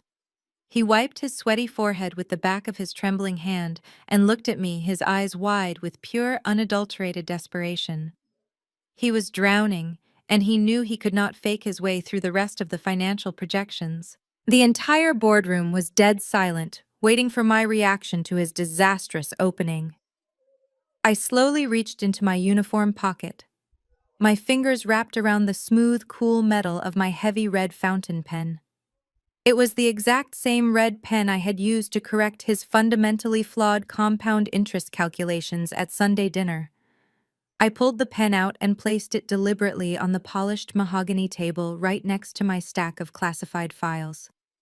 I picked it up again and tapped the blunt end against the hard wood. The sharp, rhythmic clicking sound cut through the tense, suffocating silence of the room, echoing loudly off the glass walls like the ticking of a bomb. I leaned forward, resting my elbows on the table, interlocking my fingers around the red pen. I looked Trent dead in his panicked eyes, stripping away the last remaining shreds of his corporate dignity. "Proceed, Trent," I said, my voice perfectly calm and laced with lethal professional courtesy. "I am absolutely fascinated to hear about your vision." Trent swallowed hard, his Adam's apple bobbing visibly above his tightly knotted silk tie. He picked up the laser pointer from the podium with a violently trembling hand. Realizing that he was entirely outmatched on the actual engineering data, he desperately decided to retreat to the only sanctuary he had left. He tried to hide behind the empty corporate buzzwords and flashy graphics that had always protected him from scrutiny in the past. "Our synergistic approach to the quantum defense grids," Trent stammered, his voice thin and reedy. "It leverages paradigm-shifting agile methodologies. By focusing on holistic vertical integration, we can maximize the return on investment for the Pentagon while disrupting the traditional aerospace pipeline." He clicked rapidly through 3 slides of dense, colorful bar graphs and swirling 3-dimensional animations, hoping the rapid visual changes would hypnotize the room and distract me from the lack of actual substance. He kept talking about disruptive innovation and cross-functional paradigms, trying with everything he had to sound like the visionary genius he had pretended to be at my parents' dining room table. He refused to make eye contact with me, instead, nervously dragging his laser pointer across the screen in erratic, looping circles. I let him ramble for exactly 2 full minutes. I wanted the Vanguard Executive Board to hear the absolute hollow emptiness of his $500 million pitch. I wanted them to realize exactly who they had trusted with their most lucrative government contract. When Trent finally paused to take a shaky, wet breath, I held up my right hand. The gesture was small, but it carried the absolute weight of the United States military. Trent froze instantly, his mouth snapping shut. "Trent." I began, my voice carrying the exact same condescending rhythm and arrogant cadence he had used on me just 3 days prior. "Let me explain something to you, since you clearly do not understand how the real world operates outside of your little corporate bubble. The military is not a bloated bureaucracy that just throws taxpayer money at guys like you to solve our problems." I watched his eyes widen as he recognized his own insulting words being fed directly back to him in front of his billionaire boss. I opened the classified folder resting on the mahogany table and pulled out a thick stack of documents. Every single page was heavily annotated in bright red ink. "Let us start with your financial projections," I said, sliding the first page toward the center of the table so the other executives could see it. "Slide 14 details a $40 million expenditure for proprietary research and development regarding your satellite communication arrays. However, my team cross-referenced your component list. You are not developing new technology. You are simply repackaging commercially available civilian transponders, putting them in a shiny metal box, and marking up the price by 400%. That is not vertical integration, Trent. That is war profiteering." Frantic whispers broke out at the far end of the table. The chief financial officer of Vanguard leaned forward, pushing his glasses up his nose as his face turned an alarming shade of purple. Trent opened his mouth, stammering something incoherent about supply chain logistics and market fluctuations, but I cut him off immediately. "Do not interrupt me!" I snapped the command, echoing sharply off the glass walls. "I am not finished." I pulled up the next document from my folder. "Let us move on to the complex aerospace technology that you claimed my little public servant brain could not possibly comprehend. Go back to slide 9. The structural schematic for the Nexus Echo 7 payload module." Trent fumbled with the presentation remote, dropping it onto the podium before desperately snatching it back up. He clicked back to the requested slide. The massive screen displayed a highly detailed blueprint of a satellite housing unit. "This schematic," I continued, tapping my red pen against the wood, "is not an original Vanguard innovation. It is a nearly identical copy of a patented orbital housing unit developed by Lockheed Martin 3 years ago. You did not even bother to change the structural load capacities. You just slapped a Vanguard Aerospace logo on a stolen tech design and expected the Department of Defense to hand you a massive check. You are pitching us our own defense contractors' stolen intellectual property." CEO. Sterling gripped the edge of the table, his knuckles turning stark white. He had just realized his lead project manager was attempting to commit federal fraud right in front of him. The legal implications alone were enough to completely sink the company's stock. "And finally," I said, leaning back in my heavy leather chair and locking my eyes dead onto Trent, "let us talk about your telemetry calculations, the complex math you use to guarantee the orbital stability of these defense grids." I paused, letting the heavy silence stretch until it was physically agonizing for the man standing at the podium. "The math is fundamentally flawed. You missed a critical decimal point in your atmospheric drag coefficient on page 42. It throws off the entire trajectory matrix. If we actually built what you are proposing, your satellites would literally burn up upon re-entry within 6 months." I tilted my head, offering him a cold, completely empty smile. "I warned you on Sunday to make sure your math was better. But apparently you are just as bad at calculating orbital trajectories as you are at calculating compound interest on a $50,000 loan. Did you honestly expect the United States Air Force to trust $500 million of national security infrastructure to a man who cannot even pass a high school algebra test?" The destruction was absolute and surgical. Trent had no corporate buzzwords left to hide behind. The flashy graphics on the screen behind him now looked like damning criminal evidence of his gross incompetence.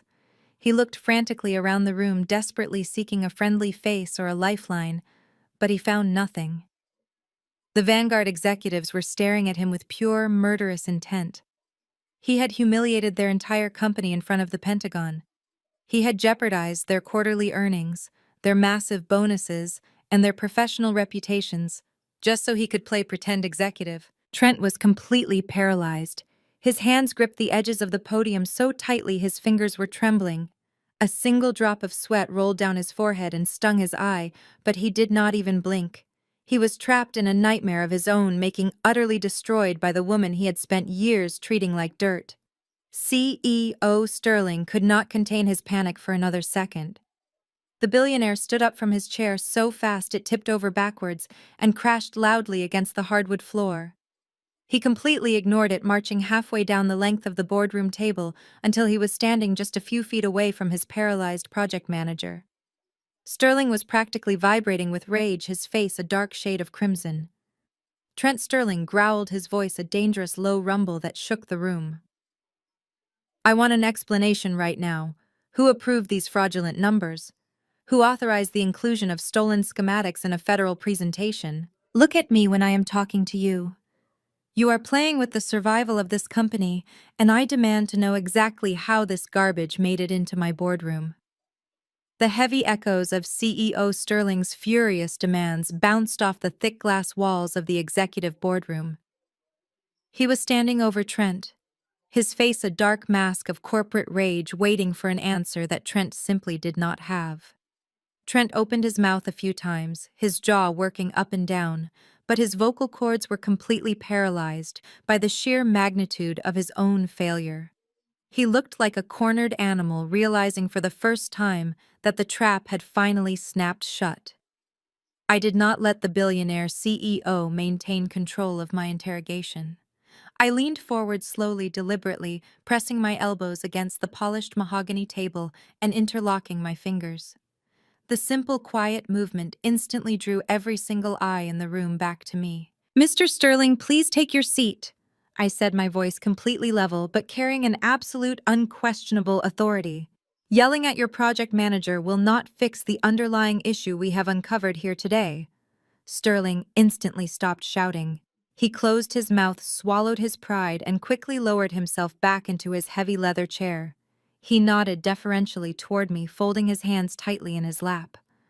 The billionaire executive who commanded thousands of employees was now taking direct orders from me, and Trent was forced to watch his ultimate corporate idol submit to my authority.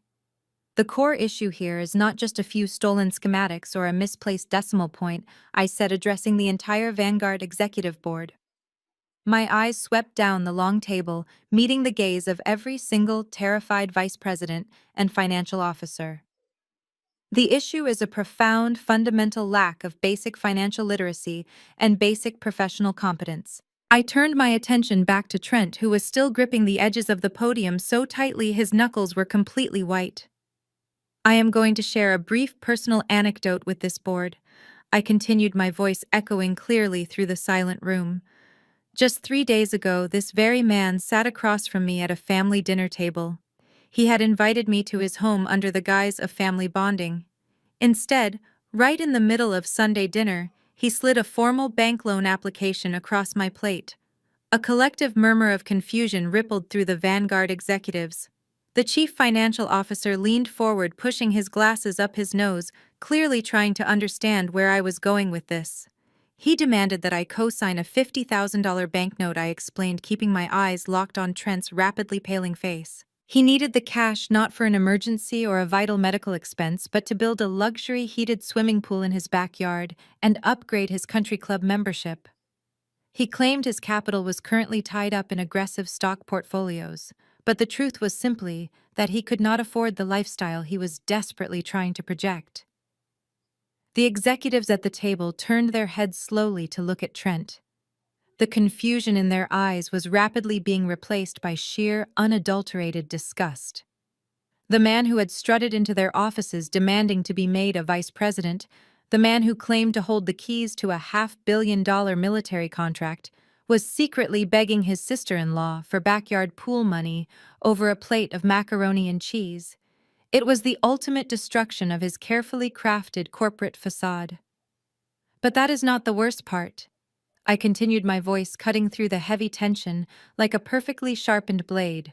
To convince me to sign that $50,000 loan, he presented an amortization schedule. He wanted to prove that he could easily pay the bank back.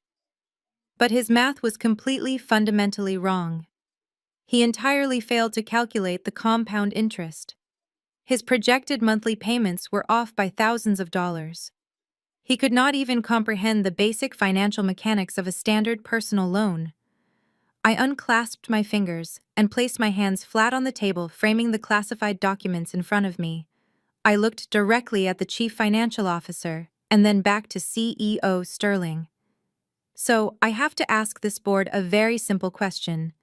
If your lead project manager cannot accurately calculate the interest on a $50,000 backyard swimming pool, how on earth do you expect him to manage $500 million of federal taxpayer money without committing gross negligence?" The silence that followed was completely devastating. It was not just quiet, it was a heavy, suffocating vacuum that pulled all the oxygen out of the room. The executives looked at Trent as if he were a disease.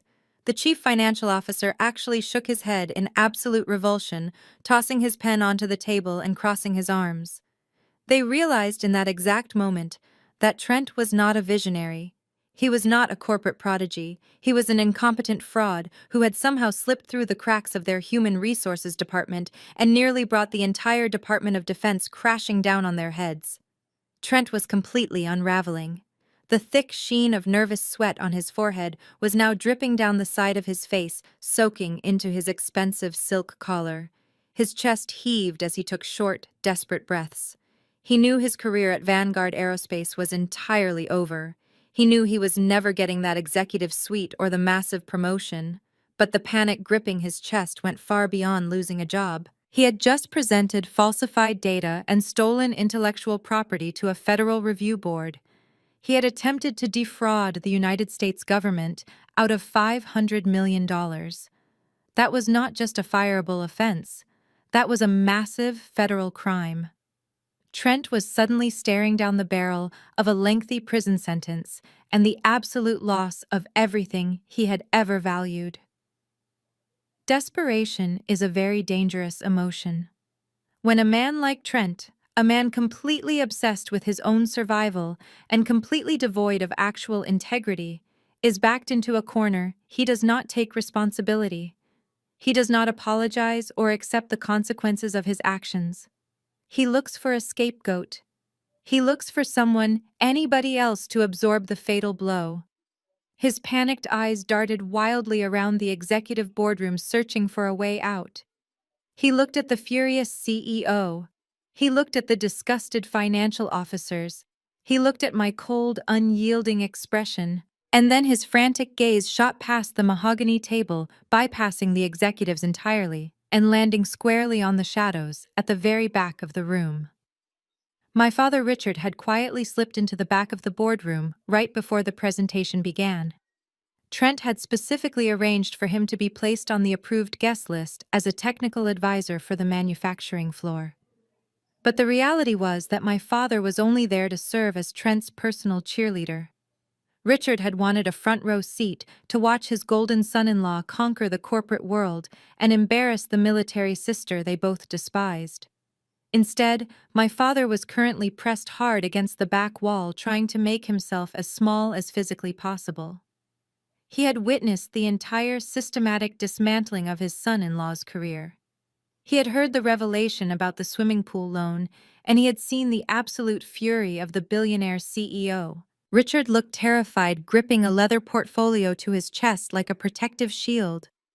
Trent stared at my father, and I saw the exact moment the dark, cowardly idea took root in his mind. Trent knew he could not defend the stolen structural schematics, but he needed someone to take the fall for the falsified numbers and the padded budgets. He needed someone who handled the actual physical manufacturing data. He needed someone lower on the corporate ladder whom he could easily throw to the wolves. Trent's breathing suddenly hitched. He stood up a little straighter, gripping the edges of the podium. His face twisted into a mask of completely fake righteous indignation. He raised his trembling right arm and pointed a rigid finger directly over the heads of the Vanguard executives, aiming straight at his own father-in-law, sitting in the back row. Trent's trembling arm remained rigidly extended, his index finger pointing like a loaded weapon across the expanse of the executive boardroom. His frantic eyes were locked onto my father Richard, who was desperately trying to blend into the dark mahogany paneling at the back of the room. The absolute silence that had suffocated the space was suddenly shattered by Trent's desperate, reedy voice. He was no longer trying to sound like a visionary leader. He was fighting for his actual freedom, and he was entirely willing to sacrifice anyone standing in his way. "It was not me," Trent practically shouted, his voice cracking, as he looked back and forth between CEO Sterling and the furious executive board. "I did not generate those financial projections or the telemetry schematics. I am the project manager. I oversee the macro-level logistics. I relied on the data provided directly by the manufacturing floor. All of those cost estimates, the structural load capacities, the raw material budgets, they were all compiled and submitted by the senior floor supervisor." Trent turned his body fully toward the back of the room, making sure every single executive followed his gaze. "He is sitting right there," Trent accused, jabbing his finger through the air. "Richard is the one who supplied the fraudulent manufacturing data. He assured me the numbers were solid. He bypassed the standard quality assurance protocols and submitted the final budget directly to my desk. If there are massive discrepancies in the cost analysis and stolen structural designs, you need to be looking at him, not me." The entire boardroom pivoted in their heavy leather chairs. Every single high-powered executive, the chief financial officer, the legal counsel, and the billionaire CEO, turned to look at the blue-collar floor supervisor cowering in the shadows. The spotlight of federal fraud and corporate ruin had violently shifted, and it was now burning directly onto my father. I watched the physical collapse of the man who had raised me. Richard stood frozen against the back wall, his mouth opening and closing silently, like a fish pulled out of water. The leather portfolio he had been clutching to his chest slipped from his trembling hands and hit the floor with a dull, heavy thud, spilling loose papers across the carpet. All the color rapidly drained from his face, leaving his skin a sickly grayish white. He looked as if he had just been physically struck. This was the exact same man who had proudly clapped Trent on the back 3 days ago. This was the man who had pointed a greasy fork at my chest and demanded that I apologize to his golden son-in-law. Richard had practically worshipped Trent, viewing him as the absolute pinnacle of corporate success and the savior of our family's social standing. He had stood in his own hallway and told me that Trent was a real provider while actively helping him extort $50,000 from me. And now, in the middle of a corporate massacre, that very same golden son-in-law was looking him dead in the eye and handing him over to federal investigators without a single second of hesitation. "Trent, what are you doing?" My father finally managed to choke out his voice, a pathetic, raspy whisper that barely carried across the room. "I do not understand the quantum telemetry. I do not run the engineering department. I just manage the assembly line." Trent did not show an ounce of remorse. In fact, seeing my father stumble over his words seemed to give Trent a sudden surge of false confidence. He gripped the edges of the podium again, standing up straighter and fully leaning into his desperate lie. "Richard has been struggling with the new digital inventory systems for months." Trent lied smoothly, looking back at CEO Sterling with a perfectly manufactured expression of corporate concern. "He has been making catastrophic errors on the floor and trying to cover his tracks by padding the budgets and altering the structural reports. I trusted him because of our close working relationship. I trusted my senior supervisor. He took advantage of my oversight and actively manipulated this federal proposal to hide his own gross incompetence." The absolute audacity of the betrayal was almost mesmerizing to witness. The Vanguard executives immediately began whispering among themselves, their faces hardening. They were desperate for a scapegoat. They needed someone to take the fall for this disastrous presentation so they could salvage their relationship with the Department of Defense. And a senior floor supervisor nearing retirement age was a much easier target to sacrifice than a highly paid white-collar project manager. They were already mentally drafting the termination paperwork and the press release, blaming a rogue blue-collar employee for the data breach. My father realized exactly what was happening. He realized that the executives were actually believing Trent's lie. The corporate hierarchy was closing ranks to protect itself, and he was being thrown directly to the wolves. Richard looked around the room, his eyes wide with sheer terror. He was completely isolated. His floor manager buddies were not here to back him up.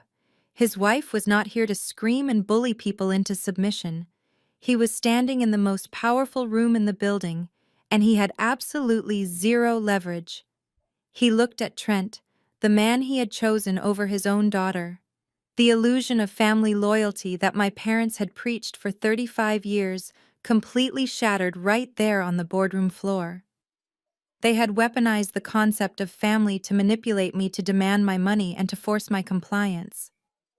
But the moment real pressure was applied, the moment actual stakes were on the line, Trent proved that his loyalty belonged only to his own survival. He was willing to send my father to federal prison just to buy himself a few more minutes of breathing room.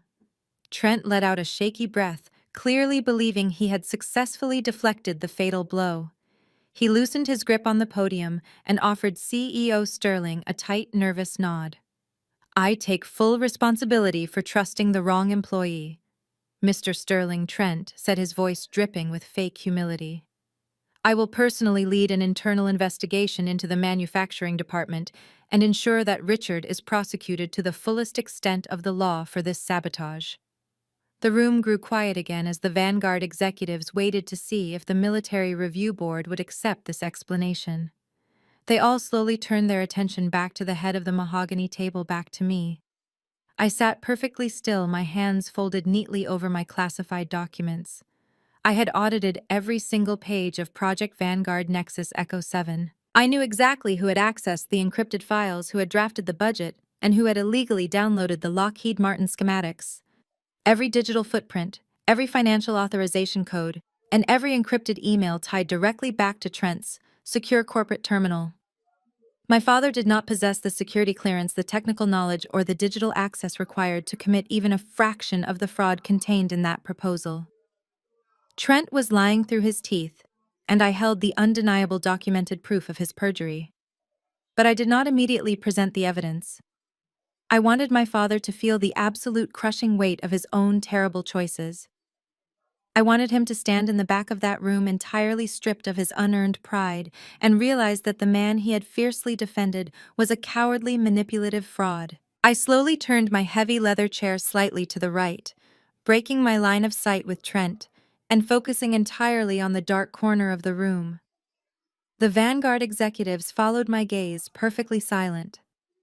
I looked past the terrified billionaire CEO and the disgusted financial officers. I locked my eyes directly onto my father. Richard was trembling visibly, holding his hands up in a weak, defensive gesture, his eyes pleading with me to save him from the monster he had helped create. I kept my expression completely neutral, an unreadable mask of military discipline. I leaned forward, resting my chin on my intertwined fingers. I raised a single eyebrow, allowing my voice to cut through the heavy silence with cold, surgical precision. "Is that true, Richard? Are you responsible for this fraud?" My father stared at me, his mouth opening and closing, but no sound coming out. The crushing reality of his situation had entirely paralyzed his vocal cords. He looked at Trent, the man he had idolized, and then he looked back at me, the daughter he had spent 35 years underestimating. He finally managed a weak shake of his head, his eyes welling up with tears of sheer panic. He quietly stammered that he did not know anything about the advanced telemetry or the budget padding. He admitted in front of the entire executive board that he had simply signed the electronic approval forms because Trent had told him to do it.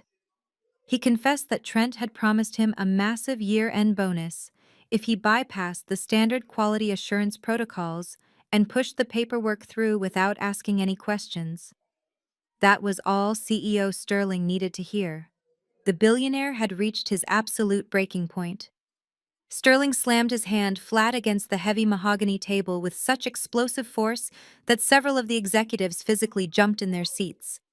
"Enough," Sterling roared, his voice shaking the glass walls of the boardroom. The furious CEO turned his entire body toward the podium, his eyes burning with a rage that could melt steel. "Trent, you are terminated effective immediately." Sterling barked his words, striking like physical blows. "You are entirely stripped of your title, your security clearance, and your stock options.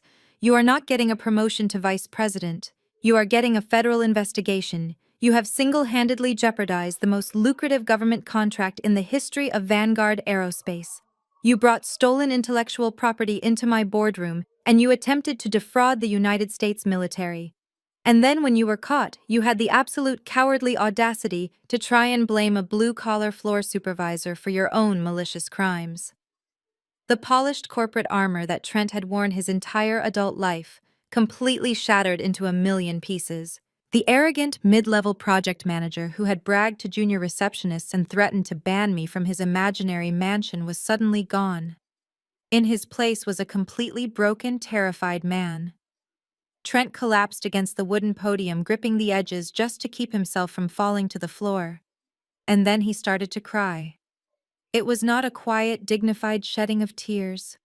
It was a loud, pathetic, ugly sobbing. His chest heaved as he gasped for air, tears streaming down his flushed face and dripping onto his expensive silk tie. He looked around the room, begging the other executives to intervene, but they all turned their heads away in absolute revulsion. Nobody was going to save him. Sterling reached across the table and slammed his finger onto the intercom button. He ordered corporate security to enter the boardroom immediately. Within seconds, the heavy double doors swung open and two massive security guards stepped inside. "Get this man out of my building," Sterling ordered, pointing a shaking finger at Trent. "Revoke his building access, confiscate his company phone, and do not let him leave the lobby until the federal authorities have been notified of the fraud." The security guards marched forward and grabbed Trent by both arms. The physical contact completely broke whatever fragile composure he had left. He started thrashing wildly, his expensive leather shoes scraping frantically against the carpet. He looked directly at me, his face twisted in absolute terror and desperation. "Simone, please," he wailed, his voice cracking hysterically as the guards dragged him away from the podium. "Simone, you have to stop them. We are family. You cannot do this to Jasmine. We are going to lose the house. I am going to prison. Please tell them it was a mistake.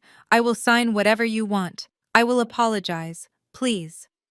I sat perfectly still in my heavy leather chair, watching the pathetic display with cold detachment. I did not blink. I did not offer a single word of comfort. I just watched him being dragged backward toward the doors. 3 days ago, he had stood on my parents' porch, puffing his chest out and telling me not to come crying to him when I was broke at 40. Now he was the one crying, weeping openly in front of his billionaire boss, begging the broke sister for a lifeline he absolutely did not deserve. The heavy boardroom doors slammed shut, cutting off his pathetic wailing and leaving a dense, ringing silence in the room. Sterling stood there for a moment, breathing heavily, his chest rising and falling as he tried to regain his corporate composure. He straightened his suit jacket and turned his attention to the back of the room. My father was still pressed against the wall, looking completely devastated by the horrific scene he had just witnessed. Richard Sterling said, his voice cold and devoid of any sympathy, "You are suspended without pay, effective immediately." My father gasped, his hands flying up to his chest. "Mr. Sterling, please," he begged, his voice trembling. "I did not know about the stolen technology. I just signed the forms like he asked. I have worked on the manufacturing floor for 20 years. I am 2 years away from my pension. You cannot do this to me. You bypassed critical quality assurance protocols and blindly approved fraudulent federal budgets because your son-in-law promised you a bonus," Sterling countered ruthlessly. "I do not care if you were actively malicious or just grossly incompetent. Your negligence allowed this disaster to reach my boardroom. Your suspension is pending a full internal and federal investigation. If we find out you actively colluded with Trent, you will join him in federal prison. If you are just an idiot, you are simply fired and your pension is gone. Now get out of my sight before I have security drag you out as well." Richard looked absolutely destroyed. His shoulders slumped forward, carrying the crushing weight of his ruined career and his shattered pride. He looked toward the head of the table, staring directly at me. His eyes were begging for intervention. He was silently pleading with his eldest daughter, the Colonel, to use her massive influence to save his job and his retirement. He wanted the family loyalty he had so aggressively demanded on Sunday. I met his gaze and held it. I gave him absolutely nothing. No anger, no sadness. Just the cold, hard reality of the consequences he had actively chosen. He had backed the wrong horse and now he had to pay the ultimate price. He slowly turned around, his head hung low in utter defeat, and quietly walked out of the boardroom, closing the door softly behind him. With the two most toxic elements of my family completely removed from the premises, the atmosphere in the executive boardroom shifted dramatically. The Vanguard executives were still pale and terrified, staring at their laptops and waiting for the final blow to fall. They fully expected me to pack up my classified documents, walk out of the building, and immediately cancel their $500 million contract. CEO Sterling slowly walked back to his chair and sat down heavily. He reached into his pocket, pulled out his silk handkerchief, and wiped the thick layer of cold sweat from his forehead. He looked at me across the expanse of the polished mahogany table. The billionaire CEO was completely stripped of his corporate arrogance. He was a desperate man, sitting on the edge of total financial ruin, and he knew that his entire empire rested solely in my hands. Colonel Simone Sterling began, his voice quiet and incredibly respectful. I do not even know how to begin apologizing for the catastrophic embarrassment you have endured today. I am profoundly horrified by the actions of those two men. He leaned forward, resting his hands flat on the table, practically begging me with his eyes. Please, Colonel, do not pull this contract. Vanguard Aerospace has a long and proud history of serving the Department of Defense. This was the action of a rogue, incompetent manager, not a reflection of our company values. I will do whatever the military requires to make this right. I will completely restructure the project management team today. I will open all of our books for a full forensic federal audit. Just tell me what you need, and I will make it happen immediately. Please give us a chance to fix this. The most powerful man in the building was pleading for his professional life. I placed my hands on the table, feeling the smooth wood beneath my palms. The absolute power I held in that moment was intoxicating, but I maintained my strict military discipline. I had completely destroyed the men who had disrespected me, and now it was time to rebuild the contract on my exact terms. I looked at the billionaire CEO sitting across from me, completely stripped of his pride and desperately waiting for my verdict. I slowly stood up from the heavy leather chair. My two Air Force captains immediately mirrored my movements, snapping to rigid attention and snapping the classified briefcases shut. The sharp metallic clicks of the briefcase locks echoed through the silent boardroom, signaling that the presentation was officially over. Vanguard Aerospace is deeply integrated into our national defense supply chain, Mr. Sterling, I said, looking down at him. Pulling this contract entirely today would cause logistical delays that the United States military cannot afford right now. That is the only reason your company is not being permanently blacklisted from all federal databases at this exact moment. A massive wave of relief washed over Sterling's face. He let out a shaky breath and actually closed his eyes for a second, whispering a quiet word of thanks to whatever higher power he believed in. But his relief was entirely premature. However, I continued, my voice hardening, making it absolutely clear that he was not off the hook. You are not getting the $500 million commitment Trent Arrogant promised you. I am granting Vanguard Aerospace a strict 6-month probationary contract. During this period, your entire project management division will undergo a complete aggressive restructuring.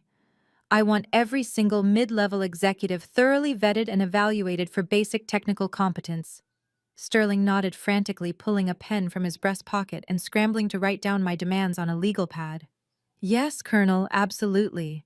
A complete restructuring starting this afternoon. Furthermore, I said, leaning forward slightly, Vanguard will submit to a full forensic financial audit conducted by independent federal investigators. We are going to dig through every single line item, every material cost, and every employee authorization code associated with the Nexus Echo 7 project. If we find any further evidence of stolen intellectual property or inflated billing, Vanguard Aerospace will be prosecuted, and your company will cover the entire cost of this federal audit. Do you understand these terms, Mr. Sterling? I understand, completely. Colonel Sterling replied, his voice thick with genuine gratitude. I personally guarantee that we will be fully transparent and compliant with every single demand. You have my word, and you have the full cooperation of this executive board. Thank you. Thank you for giving us the opportunity to correct this catastrophic failure. I did not smile or offer any warm reassurances. I simply reached down and picked up my military cover from the table. I placed the hat on my head, adjusting the brim with precise, deliberate movements until it sat perfectly aligned. I picked up my red fountain pen, the weapon that had completely unraveled a $500 million fraud, and slid it back into my uniform pocket. Good day, gentlemen, I said, offering a crisp, curt nod to the room. I turned and walked out of the executive boardroom, my military detail falling flawlessly into step behind me. The Vanguard executives remained seated perfectly silent until the heavy double doors clicked shut behind us. The elevator ride down to the lobby was a completely different experience than the ride up. There was no nervous corporate sweating, there was no suffocating tension. There was only the quiet satisfaction of a mission perfectly executed. When the polished steel doors slid open on the ground floor, the massive glass atrium was completely deserted. The junior analysts and receptionists who had formed Trent's eager audience earlier that morning had all vanished, likely ordered back to their desks by a terrified human resources department. The only people left in the lobby were the security guards, who stood at rigid attention as I walked past. The spot on the luxury waiting couch where Trent had physically collapsed just an hour ago was empty. The decorative potted plant where my father had cowered in fear stood alone in the corner. The corporate temple where they had worshipped their own superiority had been completely cleansed. I pushed through the heavy glass doors and stepped out into the bright, crisp morning air. My armored government motorcade was waiting exactly where I had left it, the engines idling smoothly. The stress of the past 3 days, the toxic Sunday dinner, the yelling, the ridiculous loan document, the physical assault in the lobby, it all fell away from my shoulders. I had severed the rotting branches of my family tree, and the fresh air felt absolutely incredible. I reached out to grab the heavy handle of my SUV door. At that exact moment, my personal cell phone began to vibrate violently inside my uniform jacket. I paused, pulling my hand back from the door. Very few people had this private number. I reached into my pocket and pulled the phone out. The bright screen illuminated, displaying a caller identification that instantly dragged me back into the chaotic reality I was just about to leave behind. It was my mother, Brenda. I stood on the pavement next to the armored vehicle, watching the screen flash. I knew exactly why she was calling. Trent had been dragged out of the boardroom in tears, stripped of his phone and his dignity. But he had clearly found a way to contact his wife and his mother-in-law before security could completely force him off the corporate campus. I considered hitting the ignore button and letting the call drop to voicemail. But a small part of me wanted to hear exactly how they were going to try and spin this absolute disaster. I pressed the green button and lifted the phone to my ear. I did not even have the chance to say hello. The audio coming through the small speaker was absolute unfiltered chaos. It sounded like a war zone inside my parents' house. In the background, I could hear the distinct sound of glass shattering against a wall, followed immediately by a long, high-pitched shriek. Jasmine was screaming hysterically. It was a guttural, panicked wailing that drowned out almost everything else.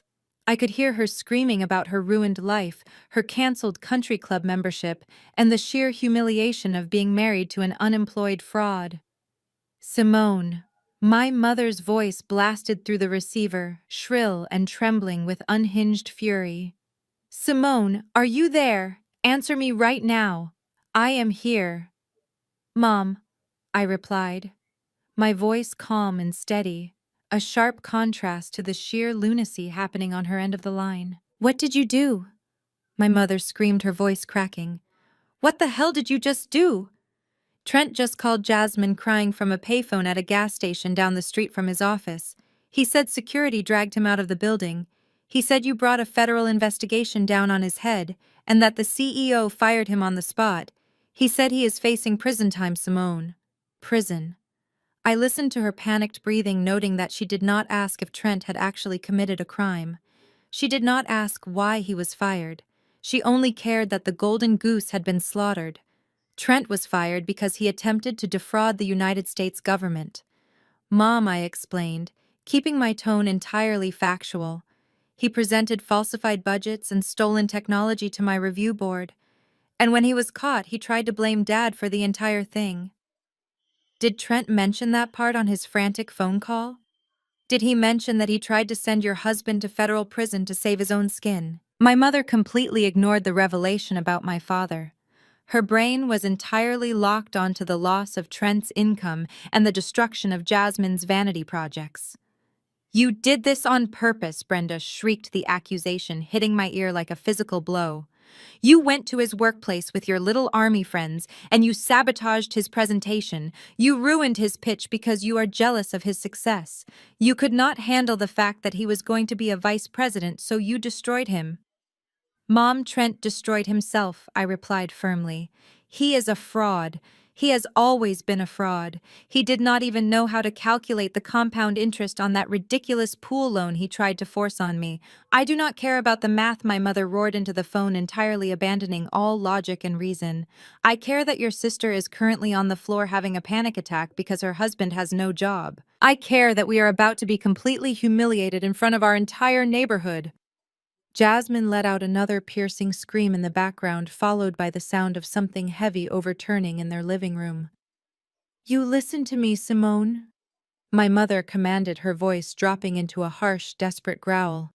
You are going to fix this. Do you hear me? You are going to turn your little government cars around right now. You are going to march back into that building and you are going to tell that CEO that you made a mistake.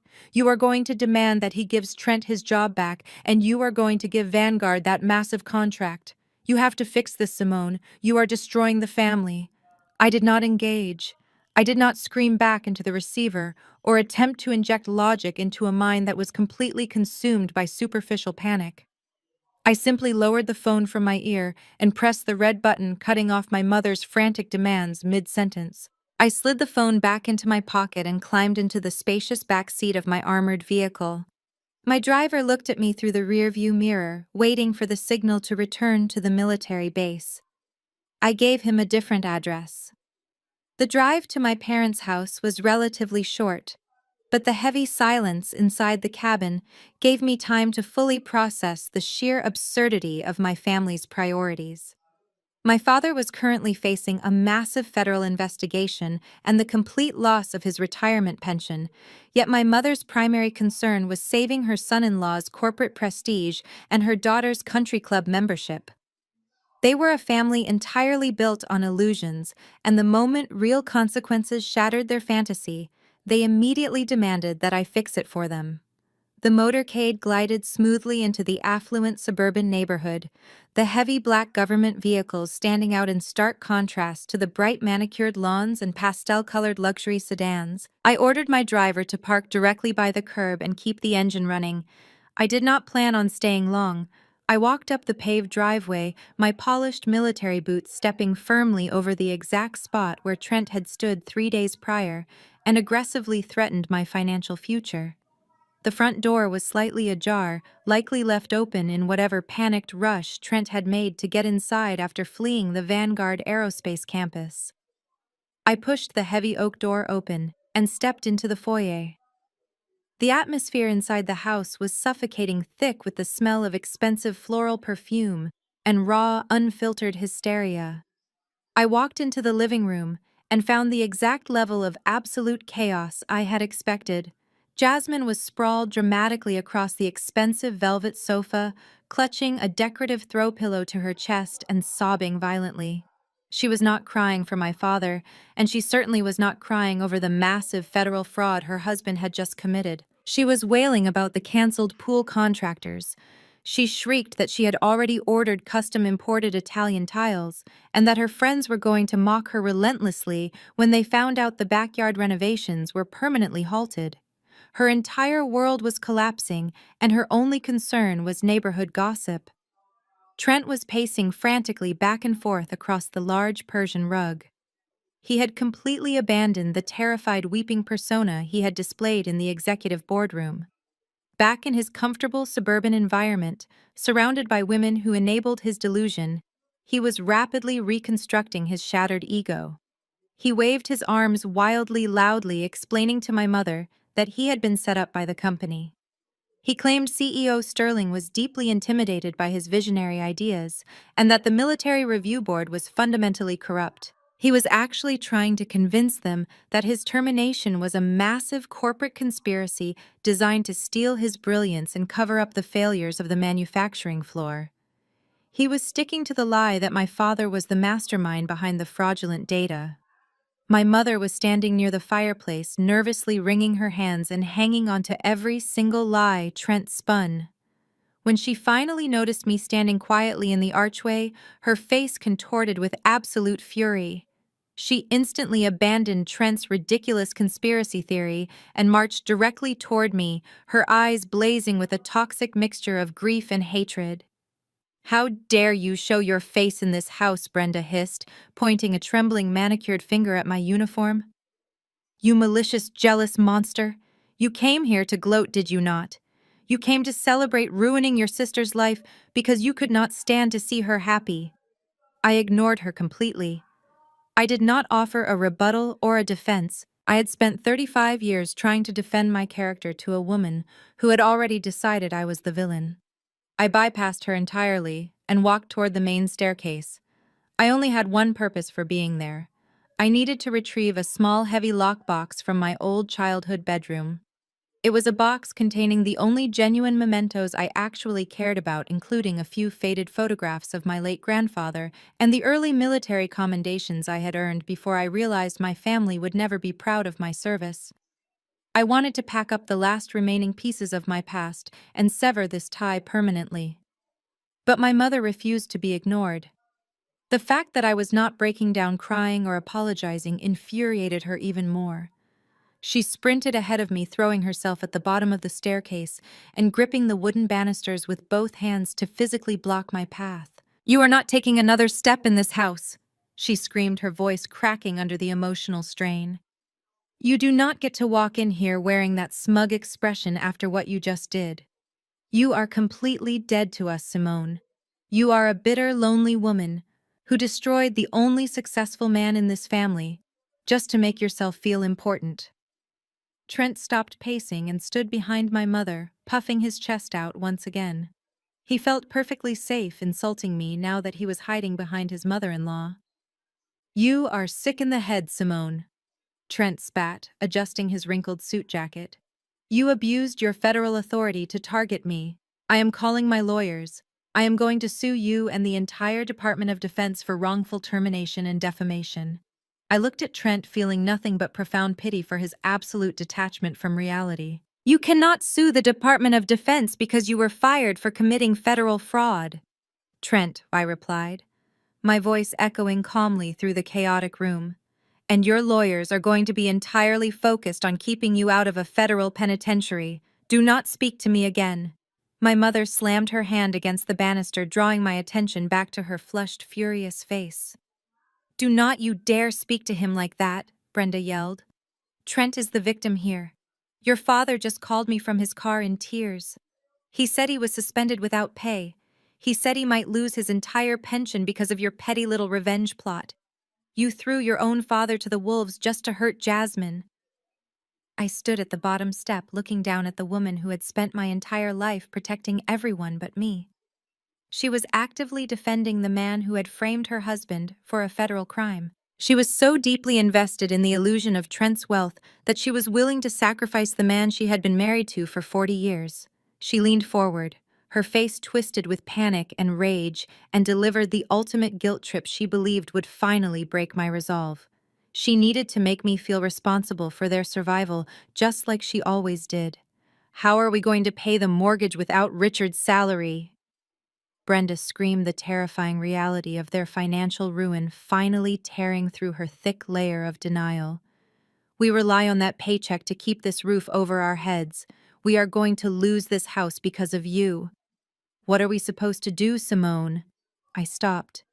The sheer, unbelievable irony of her screaming about the mortgage was too perfect to ignore. I looked around the beautifully decorated foyer at the expensive imported rugs, the crystal chandelier, and the perfectly painted walls of the home I had grown up in. They believed this house was their ultimate fortress, their undeniable proof of upper-middle-class success. They believed it belonged to them. I reached inside the breast pocket of my dark blue uniform jacket. I bypassed my fountain pen and my military identification, sliding my fingers against a thick piece of premium parchment paper. I slowly pulled out a crisply folded legal document, holding it out in the space between us. I unfolded the thick premium parchment paper with slow, deliberate movements. The heavy silence in the foyer was broken only by the crisp rustle of the document. I held it out toward my mother. Brenda looked at the paper and then up at my face, her eyes darting back and forth in utter confusion. She did not reach for it immediately. She was expecting me to hand her a check. She was expecting me to finally cave to her relentless emotional terrorism, pull out my checkbook, and magically fix her entire financial reality. "Take it, Mom," I said, my voice steady and commanding. "Read the top line out loud for everyone." Brenda slowly reached out her trembling fingers, snatching the paper from my hand. She adjusted her reading glasses and looked down at the dense legal text. Trent immediately stepped closer, peering over her shoulder, trying to use his corporate background to decipher the document. I watched their eyes scan the bold, capitalized letters at the top of the page. The confusion on my mother's face did not immediately fade. It slowly morphed into a deep, horrific realization as her brain struggled to process the irrefutable legal facts printed in black ink. "This is a property deed," my mother whispered, her voice barely audible. "This is the deed to our house." "Why do you have the deed to our house, Simone?" "It is not your house, Mom," I replied, my tone completely devoid of any warmth or sympathy. "It has not been your house for 5 years." Trent practically snatched the document out of her hands, his eyes frantically scanning the signature lines and the ownership transfer dates. His jaw dropped open as he read the name listed under the primary property owner. He looked at me, his face entirely drained of blood. "What does it say?" Trent Jasmine demanded, pushing herself off the velvet sofa and stomping over to where her husband stood frozen. "What is she talking about? Mom and Dad own this house. They paid off the mortgage years ago." "They did not pay off the mortgage, Jasmine," I said, turning my attention to my weeping sister. "5 years ago, our father made a series of catastrophic financial decisions.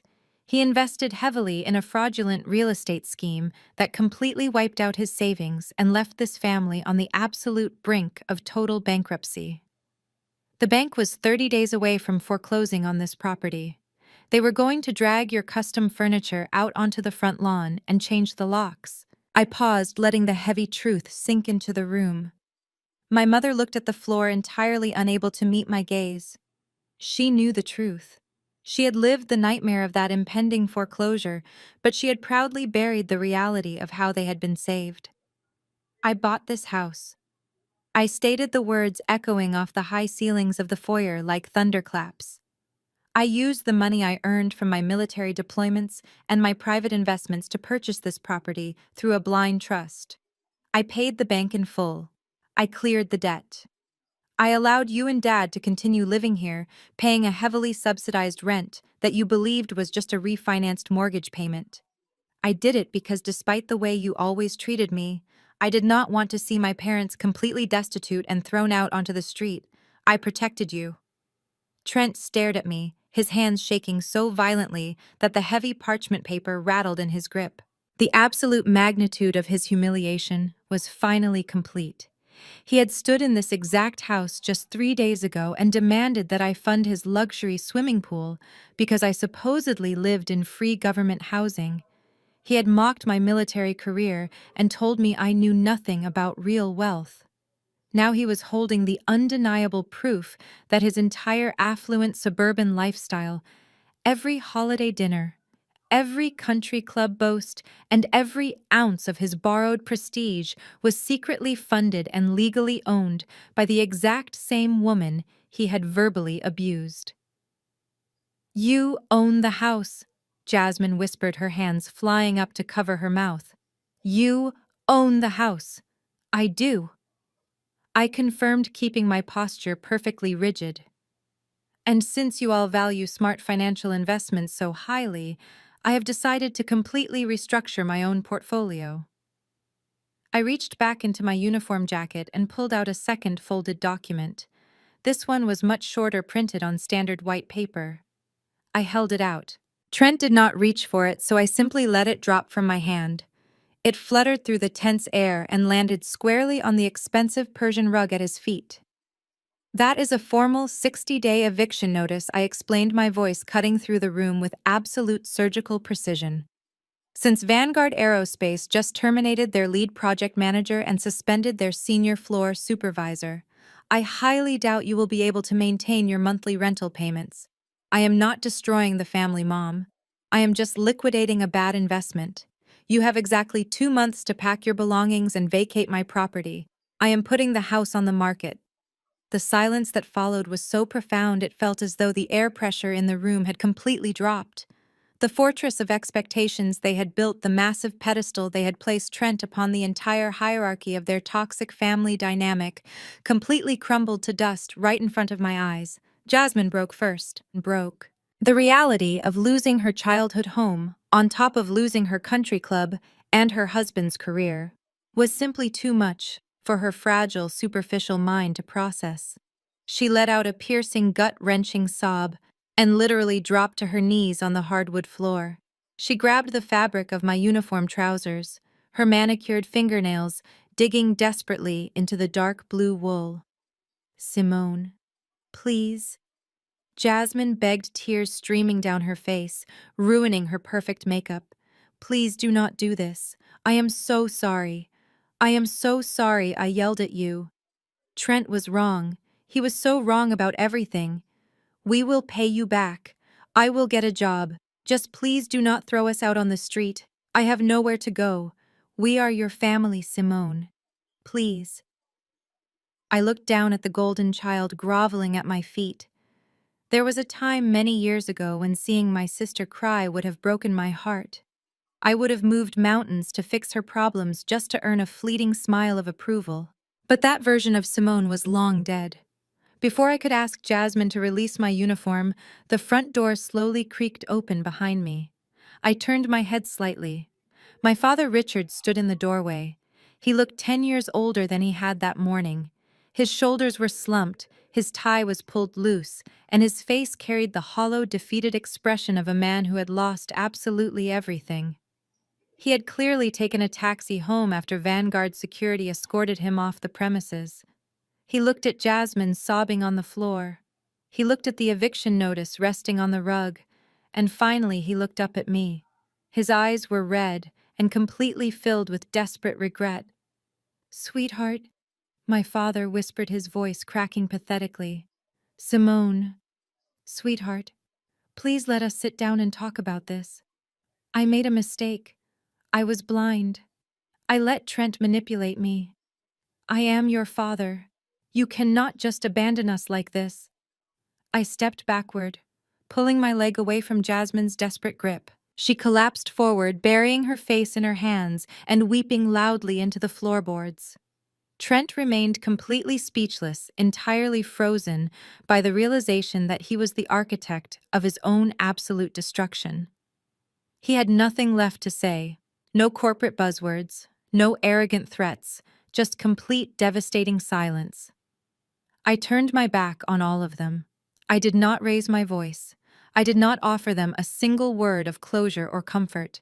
They had demanded my money, they had demanded my submission, and they had demanded my loyalty.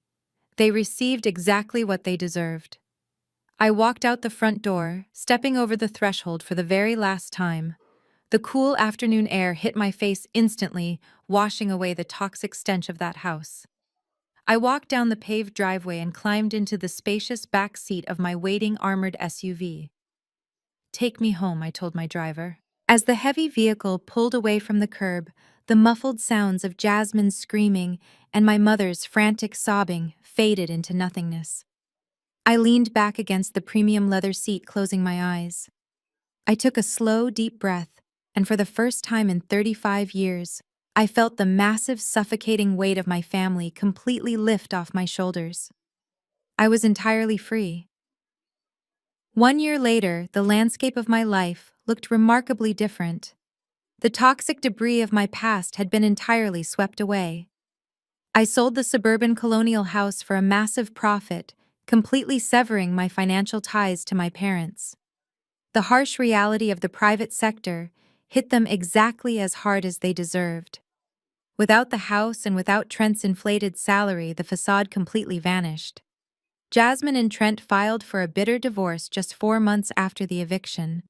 When the money dried up, the love dried up immediately with it. Trent is currently fighting massive federal fraud charges while working as a low-level data entry clerk. Jasmine was forced to move into a cramped two-bedroom apartment with my parents. Richard lost his pension completely and now works the night shift as a security guard at a local warehouse. My mother Brenda spends her days bitterly complaining to anyone who will listen about how her ungrateful daughter abandoned them, but her audience has dwindled to absolutely no one. I never spoke to them again. I stood on the sun-baked tarmac of an Air Force base, the heavy smell of jet fuel and hot asphalt filling the air. A massive fleet of next-generation fighter jets roared overhead, tearing through the bright blue sky in perfect, flawless formation. I shielded my eyes from the glare watching them execute a high-speed tactical turn. The silver star pinned perfectly to the collar of my uniform caught the sunlight. I was no longer a colonel. I had just been promoted to brigadier general, and the $500 million defense acquisitions budget was firmly, completely, and securely under my command. I turned away from the runway, looking directly into the camera, offering a calm, peaceful smile. They always tell you that blood is thicker than water. I said, my voice steady and completely fulfilled. But the actual ancient quote says that the blood of the covenant is thicker than the water of the womb. It means the bonds you choose to make, the boundaries you choose to set, and the respect you demand are infinitely stronger than the family you simply happen to be born into. I adjusted the edge of my uniform jacket, standing perfectly tall. Have you ever had to pull the plug on relatives who only loved what they could extract from you? Have you ever had to walk away from people who demanded your loyalty but constantly disrespected your worth? Let me know your story in the comments below. And remember, never let anyone dictate your rank in life until they have seen your uniform. Stay strong, stay independent, and never apologize for protecting your peace.